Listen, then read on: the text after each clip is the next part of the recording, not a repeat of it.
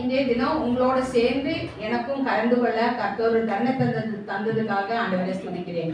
ನಿಮ್ಮೊಂದಿಗೆ ಸೇರಿ ಕರ್ತನು ನನ್ನನ್ನು ಇಲ್ಲಿ ಸೇರಿಸಿದ್ದಕ್ಕಾಗಿ ಕರ್ತನಿಗೆ ನಾನು ಮೊದಲನೇದಾಗಿ ಸ್ತೋತ್ರ ಸಲ್ಲಿಸುತ್ತೇನೆ. இந்த அவசரத்தை எனக்கு கொடுத்த இந்த சபையின் அனைத்து பொறுப்பாளர்களுக்கும் சகோதரிமார்களுக்கும் என்னுடைய நன்றியையும் அதோடு சேர்த்து ஆண்டவருக்கு என்னுடைய நன்றியையும் தெரிவிக்கிறேன். ಈ ಒಂದು ಅವಕಾಶ ಕೊಟ್ಟಂತಹ ಈ ಸಭೆಯ ಎಲ್ಲ ಸಹೋದರಿಯರಿಗೂ ಮತ್ತು ಕೊಟ್ಟಂತಹ ದೇವರಿಗೂ ಮೊದಲನೇದಾಗಿ ಸ್ತೋತ್ರ ಸಲ್ಲಿಸುತ್ತೇನೆ. இன்றைய தினத்திலே உங்களோட கூட இந்த அவசரத்தில் வந்து நிற்க ஆண்டவர் என்னை பலப்படுத்தினதுக்காக ஆண்டவரை ஸ்துதிக்கிறேன். எல்லாரோட முகத்தை பார்க்கும்போது எனக்கு மிகுந்த சந்தோஷம் இருக்கிறது. எப்பொழுதும் எனக்கு அது சகோதரிமார்களோடு கூட உறவாடுகிறது எனக்கு மிகுந்த சந்தோஷத்தை கொடுக்கிறது. வேறு எந்த சந்தோஷத்தையும் பார்க்கிலும் சகோதரிமார்களோடு தங்கி இருப்பது எனக்கு மிகுந்த சந்தோஷம். ನಿಮ್ಮೊಂದಿಗೆ ನಾನು ಸೇರಿ ನಿಮ್ಮ ಎಲ್ಲರ ಮುಖ ನೋಡುವಾಗ ನನಗೆ ತುಂಬಾ ಸಂತೋಷವಾಗ್ತಿದೆ ಮತ್ತೆ ನಾನು ಕರ್ತನಿಗೆ ಸ್ತೋತ್ರ ಸಲ್ಲಿಸುವಂತಾಗಿದ್ದೇನೆ. இன்றைக்கு நாம் என்னை காண்கிற தேவன் என்ற தலைப்பிலே உங்களுடன் பேச ஆண்டவருக்குள்ள சரணம் அடைவேன். ನಾವು ಈಗ ನೋಡುವಂತ ಸಂದೇಶದ ಒಂದು ತಲೆಯ ಬರಹ ನನ್ನನ್ನು ನೋಡುವ ದೇವರು. அது எங்கே யார் சொன்னது என்று தெரியுமா? Very good very good. Aakar சொன்ன வார்த்தை. ஆகாரை பத்தி நான் சொல்ல வேண்டிய தேவையில்லை. ஆகார குறித்தாಗಿ ನಾನು ಹೇಳುವ ಅವಶ್ಯಕತೆ ಇಲ್ಲ. என்னன்னா உங்களுக்கு எல்லாருக்கும் அது நன்றாக தெரியும் என்று நினைக்கிறேன். ಯಾಕಂದ್ರೆ ಅದು ಆಗಾರ ಕುರಿತಾಗಿ ನಿಮ್ಮೆಲ್ಲರಿಗೂ ಚೆನ್ನಾಗಿ ಗೊತ್ತಿದೆ ಎಂಬುದಾಗಿ ನಾನು ನೆನೆಸುತ್ತೇನೆ. ஆனா கூட ஒரு சில வார்த்தைகள் ஆகார குறித்து சொல்ல நான் விரும்புகிறேன். ಆದರೆ ನಾನು ಕೆಲವೊಂದು ಮಾತುಗಳನ್ನು ಆಗಾರನ ಕುರಿತಾಗಿ ನಾನು ಹೇಳಿಕ್ಕಿದ್ದೇನೆ. ஆகார் சாராளுடைய ஒரு அடிமை பெண்ணாக இருந்தால் ஆகாரಳು சாரಳ ಒಂದು ದಾಸಿಯಾಗಿದ್ದಳು. உங்களுக்கு தெரிந்த வண்ணமாக சாராய் வந்து மெலடியா இருந்தபடினாலே ನಿಮಗೆ ಗೊತ್ತಿರುವಾಗ ಸಾರಳು ಬಂಜೆ ಆಗಿದ್ದರಿಂದ அப்ராம் இடத்துல ஆகார் இடத்துல போய் எனக்கு ஒரு குழந்தையை நீ தர வேண்டும் என்று கேட்டதுனாலே ಸಾರಳು ಅಬ್ರಾಮನೊಟ್ಟಿಗೆ ಹೋಗಿ ಆಗಾರನ ಮೂಲಕ ನನಗೊಂದು ಮಗುವನ್ನು ಕೊಡಬೇಕೆಂಬುದಾಗಿ ಕೇಳ್ಕೊಳ್ತಾಳೆ. ஆனா அதுக்கு முன்பதாக நம்ம பார்ப்போமானால் ஆண்டவர் ஆபிரகாமுடைய நிறைய வாக்குத்தத்தங்கள் கொடுத்தது. உன்னுடைய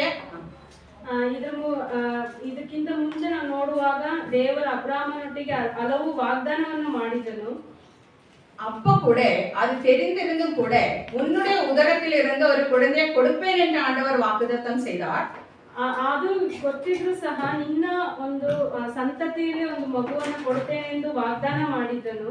ஆனாலும் மனைவியாகிய சாராய் ஆகாரிடத்தில் போக சொன்ன பொழுது ஆபிரகாம் ஒன்றும் சொல்லாமல் ஆகாரிடத்தில் சேர்ந்தார். ಆದ್ರೆ ಅಬ್ರಾಮನು ಏನೊಂದು ಮಾತು ಹೇಳದೆ ಸಾರಳಿಗೆ ಆಗಾರಳೊಟ್ಟಿಗೆ ಆತನು ಒಟ್ಟುಗೂಡುತ್ತಾನೆ. அப்படியாக ஆகார் ಗರ್ಭವತಿಯಾனாள். ಹಾಗೆಯೇ ಆಗಾರಳು ಗರ್ಭವತಿಯನ್ನು ಧರಿಸುತ್ತಾಳೆ. இந்த சமயத்துல ஆகாருக்கு கொஞ்சம் மேட்டிமை வந்தது. ಈ ಒಂದು ಸಮಯದಲ್ಲಿ ಆಗಾರಳ ಒಂದು ನೆನಪು ಆಯಿತು. ஏன்னா தன்னுடைய எஜமானத்தோட நான் எனக்கு ஆண்டவர் அப்ரஹாமுக்குள்ள ஒரு குழந்தையை கொடுத்திருக்கு, நான் பெரியவ என்ற ஒரு மேட்டிமை அவங்களுக்கு வந்ததுனால ಆಗಾರಳಿಗೆ ತನ್ನನ್ನು ಹೆಚ್ಚಿಸಿಕೊಳ್ಳುವಂತ ಒಂದು ಸ್ವಭಾವ ಆಕೆಯಲ್ಲಿ ಉಂಟಾಯಿತು. ತನ್ನ ದಾಸಿಯಾದ ನನ್ನ ಯಜಮಾನಿಯಾದ ಸಾರಣಿಗೆ ಇಲ್ಲ ಗರ್ಭ, ಅದು ನನಗೆ ಬಂದಿದೆ ಎಂಬುದಾಗಿ ಆಕೆ ಹೆಚ್ಚಿಸುವಿಕೆ ಪ್ರಾರಂಭ ಆಯಿತು. அதனால சாரா இடத்துல கொஞ்சம் பரிகாசம் பண்ண ஆரம்பிச்சு. நம்ம ஸ்திரீகளுக்கு அது கொஞ்சம் சகஜம் இல்லையா? ಆದ್ರೆ ಆಗಾರಳು ಸಾರಳನ್ನ ಅಪಹಾಸ್ಯವನ್ನು ಮಾಡುವಂತಳಾಗಿದ್ದಾಳೆ. ಆ ಒಂದು ಸ್ವಭಾವ ನಮ್ಮ ಸಹೋದರಲ್ಲಿ சகஜமாகியே இது. ஏன்னா நமக்கு கொஞ்சம் ஆண்டவர் கொஞ்சம் உயர்த்தினார், கொஞ்சம் நிறைய ஆசீர்வாதம் கொடுக்க நமக்கு ஒரு மேட்டிமை வருகிறது சகஜம். ದೇವರು ನಮ್ಮನ್ನ ಉನ್ನತ ಸ್ಥಿತಿಗೆ ತರಿಸಿದ್ರು ಮತ್ತೆ ನಮ್ಮನ್ನ ಹೆಚ್ಚಿಸುವುದಾದ್ರೆ ನಮ್ಮಲ್ಲಿ ಹೆಚ್ಚಿಸುವಂತ ಸ್ವಭಾವ ಅದು ಸ್ವಭಾವವಾಗಿಯೇ ಬರುವಂತದಾಗಿದೆ. இந்த அவசரத்துல ಈ ಒಂದು ಸಮಯದಲ್ಲಿ சாராய் ஆபிரகாம் இடத்துல கம்ப்ளைண்ட் பண்ணாங்க. ಸಾರಳು ಅಬ್ರಾಮನ ಹತ್ರ ಹೋಗಿ ಆಕೆ ಕುರಿತಾಗಿ ಕೆಲವು ವಿಷಯಗಳನ್ನ ಹೇಳ್ತಾಳೆ. உடனே அப்ராம் சொன்ன உனக்கு இஷ்டப்படி நீ அவளிடத்துல செய் என்று சொல்லிவிட்டார். ಅಬ್ರಾಮನ ಹೇಳುತ್ತಾನೆ ಸಾರಳಿಗೆ ನಿನಗೆ ಮನಸ್ಸಿಗೆ ಬಂದಾಗೆ ಆಕೆಯನ್ನು ಮಾಡು ಎಂಬುದಾಗಿ ಹೇಳುತ್ತಾನೆ. உடனே சாராய் என்ன தன்னுடைய எஜமானத்தை அவளை கடினமாக நடத்த ஆரம்பித்தது. ಕೂಡಲೇ ಯಜಮಾನ ಯಜಮಾನಿಯಾದ ಸಾರಳು ಆಗರಳನ್ನ ಕಠಿಣ ಸ್ಥಿತಿಯಲ್ಲಿ ಆಕೆ ನಡೆಸಲಿಕ್ಕೆ ಪ್ರಾರಂಭ ಮಾಡ್ತಾಳೆ. அவளுக்கு பொறுக்க முடியாம இருந்த ஒரு அவசரத்துல ஹாகார் யாருக்கும் தெரியாம அவள் வனாந்தரத்துக்கு ஓடிவிட்டாள். ಆಕೆಗೆ ತಡಿಲಿಕ್ಕೆ ಆಗಂತ ಸಮಯದಲ್ಲಿ ಆಕೆ ಯಾರಿಗೂ ಗೊತ್ತಿಲ್ಲದ ರೀತಿಯಲ್ಲಿ ಆಕೆ ಅರಣ್ಯಕ್ಕೆ ಓಡಿ ಹೋಗ್ತಾಳೆ.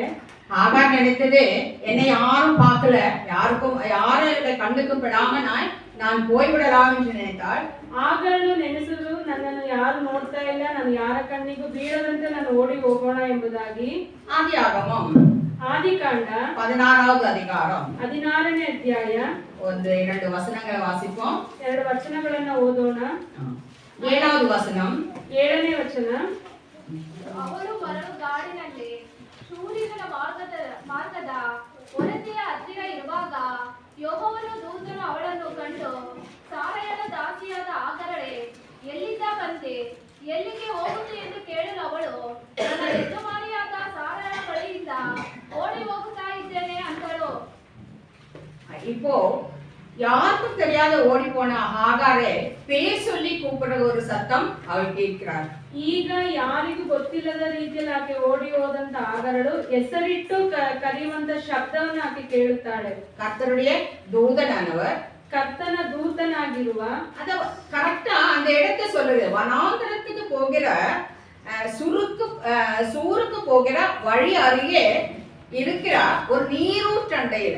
எப்பொழுதுமே அந்த காலத்திலே ಮರಳುಗಾಡಿನ ಶೂರಿನ ಮಾರ್ಗದ ಒರತೆ ಹತ್ತಿರ ಇರುವಾಗ சாதாரணமாகி வனாந்தரத்துல தண்ணி கிடைக்காது. அதனால இந்த கால்நடையாக போகிறவர்கள் முதலாவது தண்ணீர் இருக்கிற நீரூற்றண்டை தான் போய் சேருவார்கள். ಮರಳುಗಾಡಿನ ಪ್ರದೇಶದಲ್ಲಿ ಸಾಧಾರಣವಾಗಿ ನೀರಿನ ಒಂದು ಕೊರತೆ ಇರುವಂತದಾಗಿದೆ. ಅದಕ್ಕೆ ಮರಳುಗಾಡಿನಲ್ಲಿ ಹೋಗುವಂತವ್ರು ನೀರನ್ನ ಅದು ಕೊಂಡುಕೊಂಡು ಹೋಗ್ತಾರೆ.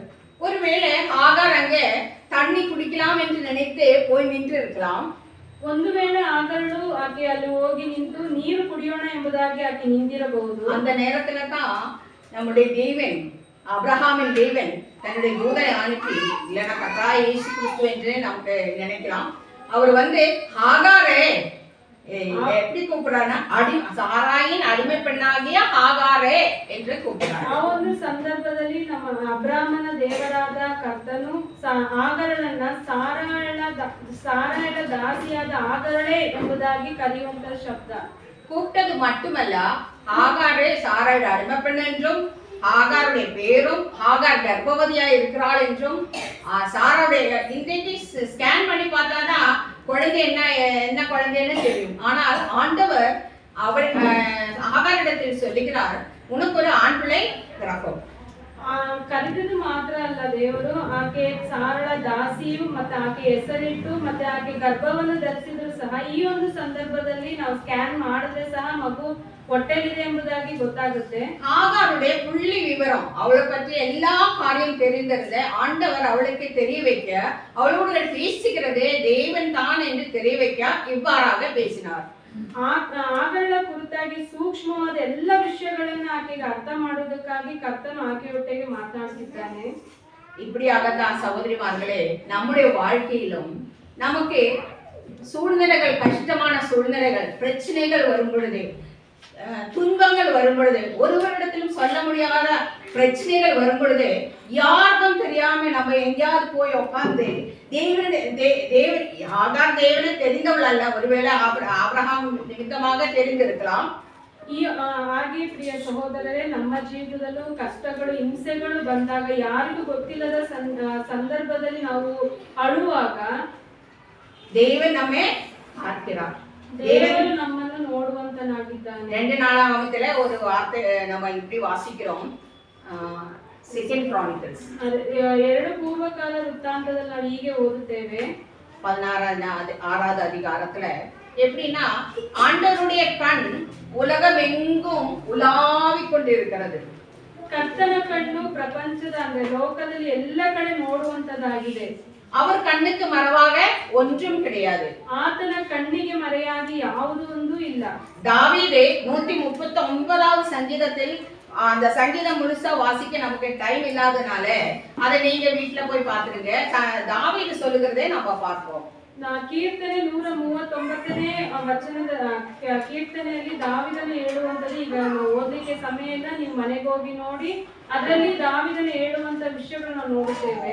அவர் சொல்றாரு, நான் உட்கார்ந்தும் எழுந்திருக்கிறதும் உமக்கு தெரியும். ದಾವಿದನ ಹೇಳ್ತಾನೆ, ನಾನು ಕೂರುವುದು ಮತ್ತು ಏಳುವುದು ನಿನಗೆ ಗೊತ್ತಿದೆ. நானு சிறகு வெடித்து ஆகாய மண்டலத்துக்கு போனாலும் அங்கே நீ உம்முடைய கரம் என்னை தொடுகிறது. ನಾನು ಆಕಾಶದಕ್ಕೆ ಹೋದ್ರೂ ಸಹ ನಿನ್ನ ಕೈ ನನ್ನನ್ನ ಮುಟ್ಟುತ್ತದೆ ಎಂಬುದಾಗಿ. பாதாளத்துக்கு போனாலும் என்ன செய்து அங்கேயும் உம்முடைய கரம் இருக்கிறது. நானே உம்முடைய கண்ணுக்கு மறைவாக நான் இருக்க முடியறதில்லை. ಪಾತಾಳಕ್ಕೆ ಹೋದರೂ ಸಹ ನಿನ್ನ ಕೈ ಅಲ್ಲಿಯೂ ಇದೆ. ನಿನ್ನ ಕಣ್ಣಿಗೆ ಮರೆಯಾಗಿ ನಾನು ಎಲ್ಲಿಗೂ ಹೋಗ್ಲಿಕ್ಕೆ ಆಗುವುದಿಲ್ಲ. தாயின் கருவிலே உருவான பொழுது, என்னுடைய எலும்புகள் எதுவும் வராத பொழுது, வெறும் ஒரு சின்ன கருவா உருவாகின போது, ஆண்டவரே உம்முடைய கண்கள் என்னை கண்டதே. ತಾಯಿಯ ಗರ್ಭದಲ್ಲಿ ನನ್ನನ್ನು ರೂಪಿಸಿದಕ್ಕಿಂತ ಮೊದಲೇ ನಿನ್ನ ಕಣ್ಣು ನನ್ನನ್ನ ನೋಡಿದಲ್ಲ ಎಂಬುದಾಗಿ.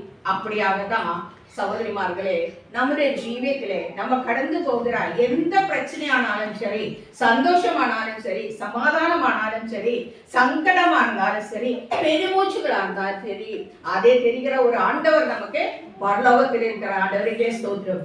ಹಾಗೆ ಪ್ರಿಯ ಸಹೋದರರೇ, ನಾವು ದಾಟಿ ಹೋಗುವಂತ ಹಿಂಸೆಗಳಲ್ಲಿಯೂ ಕಷ್ಟದಲ್ಲಿಯೂ ಕಣ್ಣೀರಿನಲ್ಲಿಯೂ ಕರ್ತನು ನಮ್ಮನ್ನು ನೋಡುವಂತನಾಗಿದ್ದಾನೆ. பல முறை நானும் நினைத்துண்டு, ஆண்டவரே யாருமே இல்லையா ஆண்டவரே, என்ன பார்க்க யாருமே இல்லைன்னு நினைக்க அவசரங்கள் உண்டு. ನಾನು ಹಲವು ಸಲ ನಾನು ಹೀಗೆ ನೆನೆಸಿದ್ದೇನೆ, ನನ್ನ ನೋಡ್ಲಿಕ್ಕೆ ಯಾರು ಇಲ್ಲಲ್ಲ ಕರ್ತನೆ. அப்பொழுதெல்லாம் நான் மலையாளம் பாடல்கள் பாடுவேன். என்னை பார்க்கிற ஒரு தேவன் பரலோகத்தில் இருக்கிறார். ಆಗ ನಾನು ಮಲಯಾಳದ ಒಂದು ಹಾಡು ನಾನು ಹಾಡುತ್ತೇನೆ, ನನ್ನನ್ನು ನೋಡುವ ದೇವರು ಪರಲೋಕದಲ್ಲಿದ್ದಾರೆ. அதனாலே எந்த காரியம் ஆனாலும் சரி, அவர் பார்க்கிறவர் மட்டுமல்ல, அதுக்கு ஒரு வழியையும் நமக்கு திறந்து தரக்கூடியவர். ಅದರಿಂದ ನಮ್ಮನ್ನು ನೋಡುವಂತ ದೇವರು ಮಾತ್ರ ಅಲ್ಲ, ನಮಗೊಂದು ಮಾರ್ಗವನ್ನು ಕೊಡುವಂತ ದೇವರು ಸಹ ಆಗಿದ್ದಾನೆ. இங்கே ஹாகாரிடம் நீ திரும்பி உன்னுடைய நாச்சியாரிடத்தில் போய் தங்கியிரு என்று சொல்லுகிறார். ಮತ್ತೆ ಆಗಾರರಿಗೆ ದೇವರು ಹೇಳುವಂತದ್ದು, ನಿನ್ನ ಯಜಮಾನಿ ಹತ್ರ ಮತ್ತೆ ನೀ ಹಿಂತಿರುಗು ಎಂಬುದಾಗಿ ಹೇಳುವಂತ ಮಾತು. அதான் அதனால ஆண்டவருடைய சித்தத்தின்படி ஆண்டவர் நம்மளிடத்துல பேசுகிறார், ஆண்டவர் நம்மளை காண்கிறார். ஹாகார் சொல்ற, என்னை கண்ட தேவனை நான் கண்டேனே அப்படின்னு சொல்லுகிறார். ಕರ್ತನ ಚಿತ್ತ ನೋಡುವುದು, ನನ್ನನ್ನು ಆಗಾರರು ಹೇಳುವಂತ ಮಾತು, ನನ್ನನ್ನು ನೋಡುವಂತ ದೇವರನ್ನು ನಾನು ನೋಡಿದ್ದೇನೆ ಎಂಬುದಾಗಿ. அப்படியானதான் நம்முடைய ஜீவியத்திலே ஆண்டவர் நம்மளை பார்க்கக்கூடியார். ஆனால் நாம் ஆண்டவரை தேடுகிறோமா? நாம் ஆண்டவருடைய அந்த சன்னிதானத்தை, ஆண்டவருடைய பிரசன்னத்தை நாம உணர்கிறோமா என்று நாம் சிந்தித்து பார்க்க வேண்டும். ಹಾಗೆಯೇ ನಮ್ಮ ಜೀವಿತದಲ್ಲಿ ನಮ್ಮ ಕರ್ತನ ನಮ್ಮನ್ನು ನೋಡುತ್ತಿರೋದ್ರಿಂದ ನಾವು ಕರ್ತನನ್ನ ತಿಳಿತಾ ಇದ್ದೇವಾ ಮತ್ತು ನೋಡುತ್ತಾ ಇದ್ದೇವೆ ಎಂಬುದಾಗಿ ನಾವು ಅರ್ಥಕೊಳ್ಳಬೇಕು. ಅದರಿಂದ நாம் எந்த சூழ்நிலையிலும், ನಾವು ಯಾವ ಒಂದು ಸಂದರ್ಭದಲ್ಲಿ ಸೋರ್வு வரலாம், ಮನುಷ್ಯ ತನ್ಮೆ ಅದು. ಒಂದು ವೇಳೆ ಅದು ಶೋಧನೆಗಳು ಬರ್ಬೋದು, ಅದು ಮನುಷ್ಯನ ಒಂದು ಸ್ವಭಾವ ಆಗಿರೋದ್ರಿಂದ.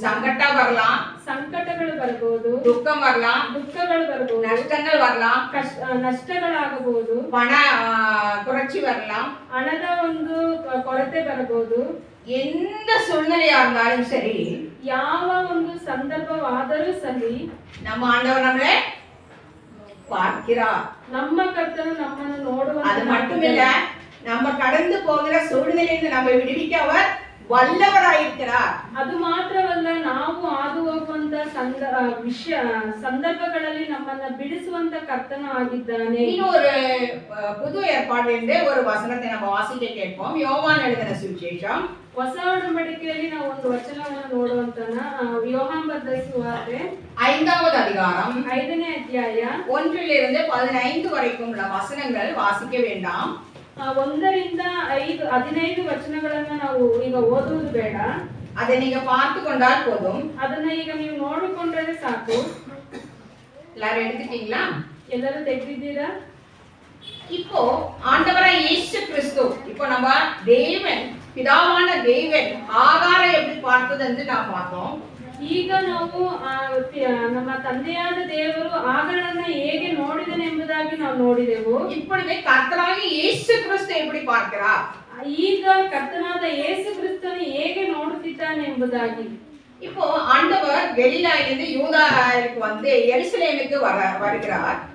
ಈಗ ಕರ್ತನು ಗಲಿಲಾಯದಿಂದ யூதாய்க்கு ಅಥವಾ ಯೆರೂಸಲೇಮಿಗೆ ಆತನು ಬರ್ತಿದ್ದಾನೆ. அந்த நாள் ஒரு பண்டிகை நாளா இருந்தது. ಆ ಒಂದು ದಿವಸ ಅದೊಂದು ಹಬ್ಬದ ದಿವಸವಾಗಿತ್ತು. ஆனா என்ன பண்டிகைன்னு இதுல எழுதல. ஒருவேளை கன்னடத்தில் எழுதி இருக்குதா?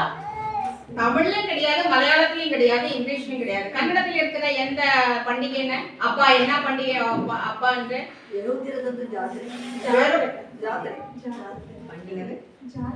பண்டிகை ஒரு பண்டிகை தான். ஒருவேளை பண்டிதர்கள் சொல்றாங்க அதே கூடார பண்டிகையா இருக்கலாம் என்று. ಪಂಡಿತರು ಹೇಳುತ್ತಾರೆ ಆ ಒಂದು ಹಬ್ಬದ ಹೆಸರು ಗುಡಾರದ ಹಬ್ಬ ಎಂಬುದಾಗಿ. அவங்களுக்கு 10 ஃபெஸ்டிவல் இருக்குது. ಅವರಿಗೆ 10 ಹಬ್ಬಗಳಿದೆ. 10 ಹಬ್ಬಗಳಲ್ಲಿ ಅವರು கண்டிப்பாக வந்து சேரணும் ಎಲ್ಲರೂ. 10 ಹಬ್ಬಗಳಲ್ಲಿ ಅವರೆಲ್ಲರೂ ಖಂಡಿತವಾಗಿ ಬಂದು ಸೇರಲೇಬೇಕು. 10 ಹಬ್ಬಗಳು உங்களுக்கு தெரியும் தானே? 10 ಹಬ್ಬಗಳು ನಿಮಗೆ ಗೊತ್ತಿದೆ ತಾನೆ? பஸ்கா பண்டிகை, பஸ்கா ಹಬ್ಬ, அப்படியே ஃபர்ஸ்ட் பெந்தகோஸ்ட் நாள், பெந்தகோஸ்ட் ಹಬ್ಬ, அப்புறம் இந்த ஆதிய கனி நாள் பண்டிகை, the first முதல் பிரதம ಫಲದ ಹಬ್ಬ, அப்புறம் டாபர்னக்கல் கூடார பண்டிகை, அப்புறம் டே ஆஃப் அட்டோன்மென்ட் பாவ பரிகார எப்படி சொல்றது, அப்படி 10 பண்டிகை இருக்குது. அதுல கடைசி பண்டிகை தான் கூடார பண்டிகை. ಇದೇ ರೀತಿಯಾಗಿ 10 ಹಬ್ಬಗಳಿದೆ. ಇದರಲ್ಲಿ ಕಡೆಯದಾಗಿರುವಂತಹ ಹಬ್ಬವೇ ಗುಡಾರದ ಹಬ್ಬ. ஒருவேளை அந்த சமயத்துல தான் ஆண்டவர் எருசலேமுக்கு வருகிறார். ಒಂದು ವೇಳೆ ಆ ಒಂದು ಸಂದರ್ಭದಲ್ಲೇ ಕರ್ತನು ಯೆರೂಸಲೇಮಿಗೆ ಬರ್ತಾರೆ. அவர் எருசலேமுக்கு வந்த வாசல் வந்து ரொம்ப முக்கியமானது. ಯೆರೂಸಲೇಮಿನ ಬಾಗಿಲು ಬಹಳ ಮುಖ್ಯವಾದದ್ದು. அவங்களுக்கு 7 வாசல் இருக்குது. ಅವರಿಗೆ 7 ಬಾಗಿಲುಗಳಿದೆ. அதுல ஒரு வாசல் தான் ஆட்டு வாசல். ಅದರಲ್ಲಿ ಒಂದು ಬಾಗಿಲಿನ ಹೆಸರೇ ಕುರಿಯ ಬಾಗಿಲು. ஆட்டு வாசல், குரிய ஆட்டு வாசல்.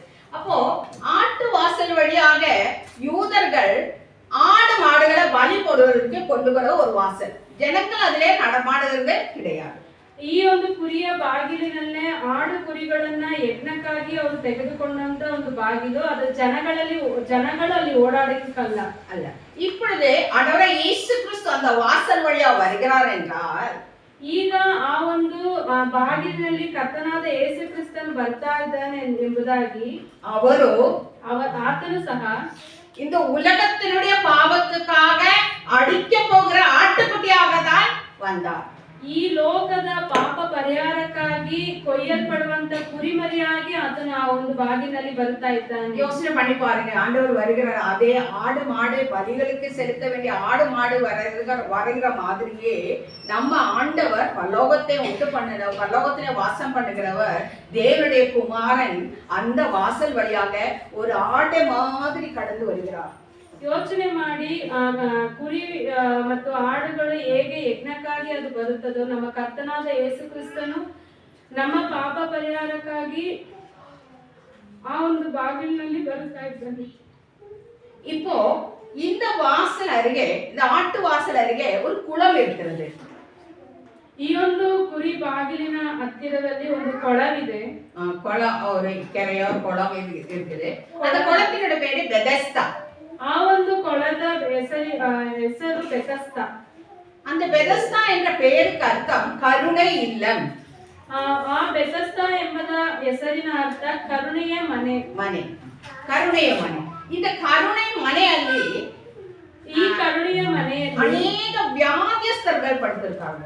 ಈ ಒಂದು ಮನೆಯಲ್ಲಿ ಅನೇಕ ರೋಗಿಗಳು ಮಲಗಿದ್ದಾರೆ. அதனாலதான் இந்த குளத்துக்கும் மற்ற குளத்துக்கும் ஒரு பெரிய வித்தியாசம் இருக்கிறது.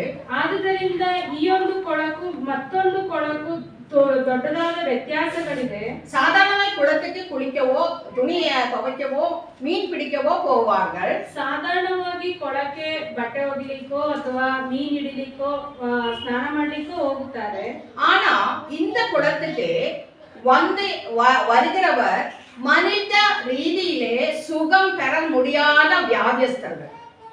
ಈ ಒಂದು ಕೊಳಕ್ಕೆ ಬರುವಂತರು ಮನುಷ್ಯನ ರೀತಿಯಲ್ಲಿ ಸ್ವಸ್ಥತೆಯನ್ನು ಹೊಂದದ ಇರುವಂತ ರೋಗಿಗಳು. சாதாரண குளத்துல மண்டபங்கள் இருக்கிறது இல்ல. ಸಾಧಾರಣವಾಗಿ ಕೊಳದ ಬಳಿಯಲ್ಲಿ ಮಂಟಪಗಳು ಇರುವುದಿಲ್ಲ. ஒருவேளை ஸ்டெப் இருக்கலாம் இல்லையா? ஸ்டெப் இருக்கலாம். கேரளால சில பழைய குளத்துல எல்லாம் இங்க ஸ்டெப் இருக்கும் இறங்கி போறதுக்கு. ಒಂದು ವೇಳೆ ಕೊಳದ ಬಳಿಯಲ್ಲಿ ಮೆಟ್ಲುಗಳಿರ್ಬೋದು ಕೆಳಗೆ ಇಳಿದು ಹೋಗ್ಲಿಕ್ಕೆ. இந்த 5 மண்டபங்கள் இருக்கிறது. 5 ಮಂಟಪಗಳಿದೆ. இந்த மண்டபங்களுக்கு எப்படி இருக்குதுன்னா தூணா இருக்கும். நீங்க மைசூர் பேலஸ் போயிருக்கீங்களா? மைசூர் பேலஸ் ಹೋಗಿದ್ದೀರಾ? அப்போ அங்கேயே தூணா இருக்கும். ஒரு இடம் அப்படியே இருக்கும். அங்க மீட்டிங் எல்லாம் நடக்கிற மாதிரி இன்னொரு இது இருக்கும். இந்த மாதிரி 5 மண்டபங்கள் அந்த தூண் வரிசையா இருக்கும். வரிசை தூண் வச்சுள்ள இடங்கள். அந்த இடத்துல 5 ಕೋಣೆಗಳ ರೀತಿಯಲ್ಲಿ ಇರುತ್ತೆ. ಮೈಸೂರು ಪ್ಯಾಲೇಸ್ ಅಲ್ಲಿ ನೋಡುವಾಗ ಒಂದೊಂದು ಕೋಣೆಗಳಿದೆ ಅಲ್ಲ, ಅದೇ ರೀತಿಯಾಗಿ ಕೊಳದ ಬಳಿಯಲ್ಲಿ ಮಂಟಪಗಳು ಅಂದ್ರೆ ಕೋಣೆಗಳಿರುವಂತದ್ದಾಗಿದೆ. இப்போ அந்த ஒவ்வொரு மண்டபத்திலும் நிறைய வியாதியஸ்தர்கள். ಆ ಒಂದೊಂದು ಮಂಟಪದಲ್ಲಿಯೂ ಹಲವು ರೋಗಿಗಳಿಗೂ ಇರುವಂತ ಸ್ಥಳ. அங்கே ஒருவர் படுத்திருக்கிறார். ಅಲ್ಲಿ ಒಬ್ಬ ಮಲಗಿದ್ದಾನೆ. 38 வருஷம் வியாதியாயிருந்த மனுஷன். 38 ವರ್ಷದಿಂದ ರೋಗಿಯಾಗಿ ಬಿದ್ದಂತ ಮನುಷ್ಯ. கர்த்தராகிய இயேசு கிறிஸ்து ಕರ್ತನಾದ ಯೇಸು ಕ್ರಿಸ್ತನು இந்த உலகத்திலே மனுஷனா அவதரிக்கிறதுக்கு முன்னதாகவே அவன் வியாதியஸ்தன். ಕರ್ತನಾದ ಯೇಸು ಕ್ರಿಸ್ತನು ಲೋಕದಲ್ಲಿ ಮನುಷ್ಯನಾಗಿ ಅವತಾರ ಹೊಂದಲಿಕ್ಕಿಂತ ಮೊದಲೇ ಆಗಿ ಆತನು ರೋಗಿಯಾಗಿದ್ದ. நான் இப்படி கற்பனை பண்ணேன். ನಾನು ಹೀಗೆ ಊಹಿಸಿಕೊಂಡೆ. அதாவது அவன் ஒரு வாலிப வயதிலே அவனுக்கு இந்த வியாதி வந்திருக்கிறான். ಆತನ ಒಂದು ಯವನ ಪ್ರಾಯದಲ್ಲಿ ಈ ಒಂದು ರೋಗ ಬಂದಿರಬಹುದು. 38 வருஷமா அவன் படுத்து கிடக்கிறான். ಈಗ ಆತನು 38 ವರ್ಷದಿಂದ ಆತನು ಮಲಗಿದ್ದಾನೆ. ஆண்டவர் வருகிறார். ಕರ್ತನು ಬರ್ತಿದ್ದಾನೆ. யாருக்கும் தெரியல. ಯಾರಿಗೂ ಗೊತ್ತಿಲ್ಲ. எல்லாருடைய கண்ணும் குருடாக்கப்பட்டது. ಎಲ್ಲರ ಕಣ್ಣು ಕುರುಡಾಗಿದೆ. மனுஷனை சிருஷ்டித்த தேவாதி தேவன் வருகிறதே ஒரு கண்ணும் பார்க்கவில்லை. ಮನುಷ್ಯನನ್ನ ಸೃಷ್ಟಿಸಿದಂತ ದೇವಾದ ದೇವನು ಆತನು ಬರ್ತಿದ್ದಾನೆ, ಯಾವ ಕಣ್ಣು ಸಹ ನೋಡ್ತಾ ಇಲ್ಲ. எல்லாரோட கண்ணும் குளத்துல தான் இருந்தது. ಎಲ್ಲರ ಕಣ್ಣು ಕೊಳದ ಮೇಲೆ ಇತ್ತು. அந்த தண்ணி எப்போ அசவாடும் என்று பார்த்து கொண்டிருந்தது. ಆ ನೀರು ಹೇಗೆ ಯಾವಾಗ ಅದು ಉಕ್ಕುತ್ತದೆ ಎಂಬುದಾಗಿ ಅವರು ನೋಡ್ತಾ ಇದ್ರು. ಆ ದೂತನಿಗಾಗಿ ಕಾತಿರುந்தாங்க. ಆ ಒಂದು ದೂತನ್ ಬಂದಿದ್ದಾನೆ. ಆತ ಒಂದು ದೂತನಿಗಾಗಿ ಅವರು ಕಾಯ್ತಾ ಇದ್ರು. ஏனென்றால் ಯಾಕೆಂದ್ರೆ எப்பயாவது ஒரு தடவை ಯಾವಾಗಾದ್ರೂ ಒಂದು ಸಲ ஒரு தூதன் வந்து ಒಬ್ಬ ದೂತನು ಬಂದು ದೇವದೂತನ್ ಬಂದು அந்த குளத்திலே இறங்கி ಆ ಒಂದು ಕೊಳದಲ್ಲಿ ಇಳಿದು அந்த தண்ணியை நல்லா கலக்கி விடுவாங்க. ಆ ನೀರಿನ ಚೆನ್ನಾಗಿ ಕಲಸಿ ಬಿಡೋದು. அந்த ಸಮಯದಲ್ಲಿ ಆ ಒಂದು ಸಮಯದಲ್ಲಿ யாரு முந்தி இறங்குறாங்களோ, யாரு ಮೊದಲು ಇಳಿತಾರೋ அவங்களுக்கு என்ன வியாதியா இருந்தாலும் ಅವರಿಗೆ ಯಾವ ರೋಗಗಳಿದ್ದರೂ ಸಹ அவங்க ಸ್ವಸ್ಥமாவார்கள் என்ற ஒரு நம்பிக்கை இருக்கு. ಅವರಿಗೆ ಸ್ವಸ್ಥವಾಗುತ್ತದೆ ಎಂಬುದಾಗಿ ಅವರಿಗೆ ಒಂದು ನಂಬಿಕೆ ಇತ್ತು. ஆனா ಸ್ವಸ್ಥமாயி போனவங்களை பத்தி பைபிள்ல சொல்லல. ಆದ್ರೆ ಸ್ವಸ್ಥವಾಗಿ ಹೋಗಿರುವಂತ ಕುರಿತಾಗಿ ಬೈಬಲ್ ನಲ್ಲಿ ತಿಳಿಸಲ್ಪಟ್ಟಿಲ್ಲ. பாருங்க, நம்மளுடைய வாழ்க்கை இப்படிதான். ಹೀಗೆ ನೋಡಿದ್ರೆ ನಮ್ಮ ಒಂದು ಜೀವಿತದಲ್ಲಿ ಹೀಗೆ நம்மளுடைய கண்கள் ಕಣ್ಣುಗಳು குதிரைக்கு கடிவாளம் போட்ட வண்ணமாக ಕುದುರೆಗೆ ಕಡಿವಾಣ ಹಾಕಿದ ರೀತಿಯಲ್ಲಿ ஒரே பக்கம் பார்த்துட்டு இருப்பாங்க. ಒಂದೇ ಕಡೆ ನೋಡುವಂತ நம்மளுடைய சிந்தனைக்கு தகுந்த மாதிரி ನಮ್ಮ ಚಿಂತೆಯ ಪ್ರಕಾರ இப்படிதான் காரியங்கள் நடக்க வேண்டும், ಹೀಗೆ ಕೆಲಸಗಳು ನಡೆಯಬೇಕು, இப்படிதான் நடக்கும், ಹೀಗೆ ನಡೆಯುತ್ತೆ, அதே பார்த்து கொண்டிருக்கும். ಅದನ್ನೇ ನೋಡಿಕೊಂಡಿರು. நம்ம ஆண்டவருக்கு ನಮ್ಮ ಕರ್ತನಿಗೆ எப்படியும் எந்த விதத்திலும் அற்புதம் செய்ய முடியும். ಯಾವ ರೀತಿಯಾದ್ರೂ ಕರ್ತನಿಗೆ ಅದ್ಭುತಗಳನ್ನು ಮಾಡ್ಲಿಕ್ಕೆ, அது நம்ம பார்க்கிறது இல்ல, ಅದನ್ನ ನಾವು ನೋಡೋದಿಲ್ಲ. நம்முடைய பார்வை, ನಮ್ಮ ನೋಟ தண்ணி எப்ப கலங்கும், ನೀರು ಯಾವಾಗ ಅಲ್ಲಾಡುತ್ತೆ ಅಥವಾ ಕದಲುತ್ತೆ. இப்போ ஆண்டவராக இயேசு கிறிஸ்து அங்க வந்தாரு. ಈಗ ಕರ್ತನಾದ ಯೇಸು ಕ್ರಿಸ್ತನು ಅಲ್ಲಿಗೆ ಬಂದನು. தமிழ்நாட்டுல ஒரு இது இருக்கு, பேரின்ப பெருவிழா என்று பெரிய இதெல்லாம் பேனர் எல்லாம் வச்சுட்டு பெரிய மீட்டிங் நடக்கும். ತಮಿಳುನಾಡಲ್ಲಿ ಒಂದು ದೊಡ್ಡದಾಗಿ ಮೀಟಿಂಗ್ ಇದೆ. பேரின்ப பெருவிழா அப்படின்னா சௌக்கியம் கொடுக்கிறது. ஒரு மாஸ்டர் இருப்பாங்க, ಸ್ವಸ್ಥತೆಯನ್ನು ಹೊಂದುವಂತಹ ಒಂದು ದೊಡ್ಡ ಒಂದು ಮೀಟಿಂಗ್. அப்போ அந்த பெரிய பாஸ்டர் வந்தா என்ன ஆகும், எல்லாருக்கும் சுகம் கிடைக்கும். ಆ ಒಂದು ದೊಡ್ಡ ಪಾಸ್ಟರ್ ಬಂದ್ರೆ ಎಲ್ಲರಿಗೂ ಏನಾಗುತ್ತೆ, ಸ್ವಸ್ಥತೆ ಸಿಗುತ್ತೆ. இப்போ என்னுடைய ஒரு ஃப்ரெண்ட் இருந்தது. ಈಗ ನನ್ನ ಸ್ನೇಹಿತರಿದ್ದಾರೆ. அவளுடைய மகனுக்கு ಅವರ ಮಗನಿಗೆ கண்ணு சரியா தெரியாது. ಕಣ್ಣು ಚೆನ್ನಾಗಿ ಗೊತ್ತಾಗ್ತಿರ್ಲಿಲ್ಲ. ஆனா கண்ணாடி வச்சிட்டு பாத்துறான். ಆದ್ರೆ ಕಣ್ಣಾಡಿ ಇದ್ದ. ಅವನು ಇಬ್ರು அந்த ಮೀಟಿಂಗ್ போனாங்க. ಅಮ್ಮ ಮಗ ಇಬ್ರು ಒಂದು ಮೀಟಿಂಗ್ಗೆ ಹೋದ್ರು. அங்க அவர் பேர் சொல்லி கூப்பிட்டாங்களாமா. ಅಲ್ಲಿ ಹೆಸರಿಟ್ಟು ಅವ್ರನ್ನ ಕರೆದ್ರಂತೆ. இங்க ஒரு பையன் வந்திருக்கான். ಇಲ್ಲಿ ಒಂದು ಹುಡುಗ ಬಂದಿದ್ದಾನೆ. அவன் பேர் சோலமன். ಅವನ ಹೆಸರು ಸೊಲೊಮನ್. அவனுக்கு கண்ணு பார்வை கம்மியா இருக்கிறது. ಅವನಿಗೆ ಕಣ್ಣು ದೃಷ್ಟಿ ಕಡಿಮೆ ಇದೆ. இப்பொழுது ஆண்டவர் அவருக்கு பரிமள சுகத்தை கொடுத்திருக்கிறார். ஆமென், அல்லேலூயா. ಈಗ ಅವರಿಗೆ ನೋಡ್ಲಿಕ್ಕೆ பார்வை ಫುಲ್ಲಾ கொடுத்திருக்கார். ಸ್ವಸ್ಥ ಕಣ್ಣು ನೋಡ್ಲಿಕ್ಕೆ ದೃಷ್ಟಿ ಸಂಪೂರ್ಣವಾಗಿ ಕೊಟ್ಟಿದ್ದಾನೆ ಎಂಬುದಾಗಿ ದೇವರಿಗೆ ಹಲ್ಲೆಲೂಯಾ ಎಂಬುದಾಗಿ ಹೇಳಿದ್ರು. இப்போ அந்த மகன் வந்து கர்த்தரை மகிமைப்படுத்தணும். ಈಗ ಆ ಮಗನು ಬಂದು ಕರ್ತನನ್ನ ಸ್ತುತಿಸಬೇಕೆಂಬುದಾಗಿ ಅಂದ್ರೆ ಮಹಿಮೆ ಪಡಿಸಬೇಕೆಂಬುದಾಗಿ ಹೇಳಿದ್ರು.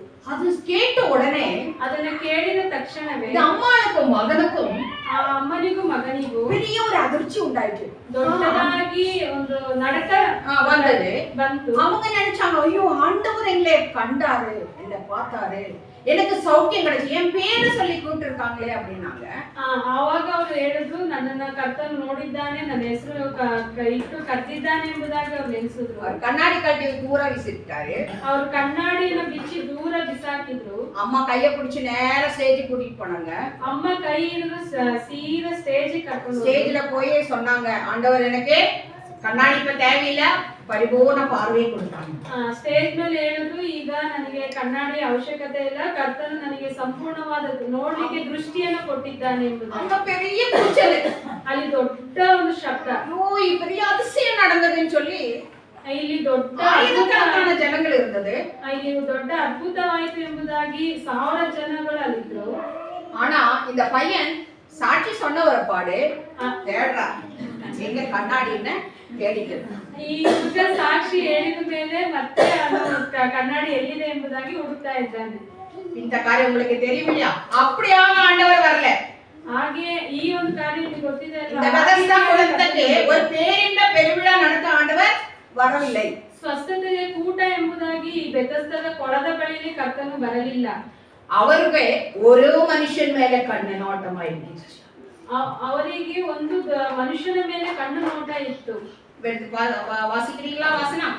5வது வசனம். 38 வருஷம் வியாதியாய் கொண்டிருந்த ஒரு மனுஷன் அங்கே இருந்தான்.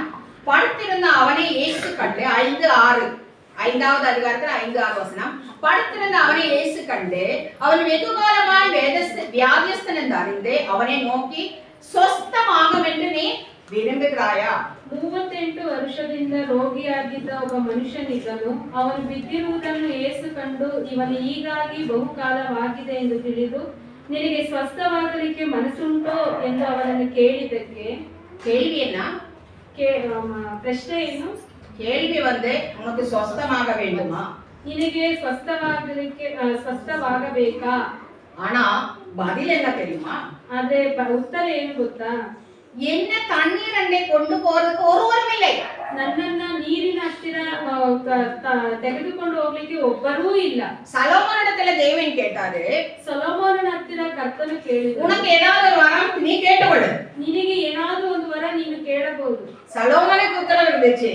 ಸೊಲೊಮೋನನಿಗೆ ಉತ್ತರ ಇತ್ತು. என்ன இருந்துச்சு? ஆண்டவரே, உம்முடைய பிள்ளைகளா இந்த பிள்ளைகளை ஆட்சி அவங்கள பார்க்கக்கூடிய ஞானம் எனக்கு தேவை.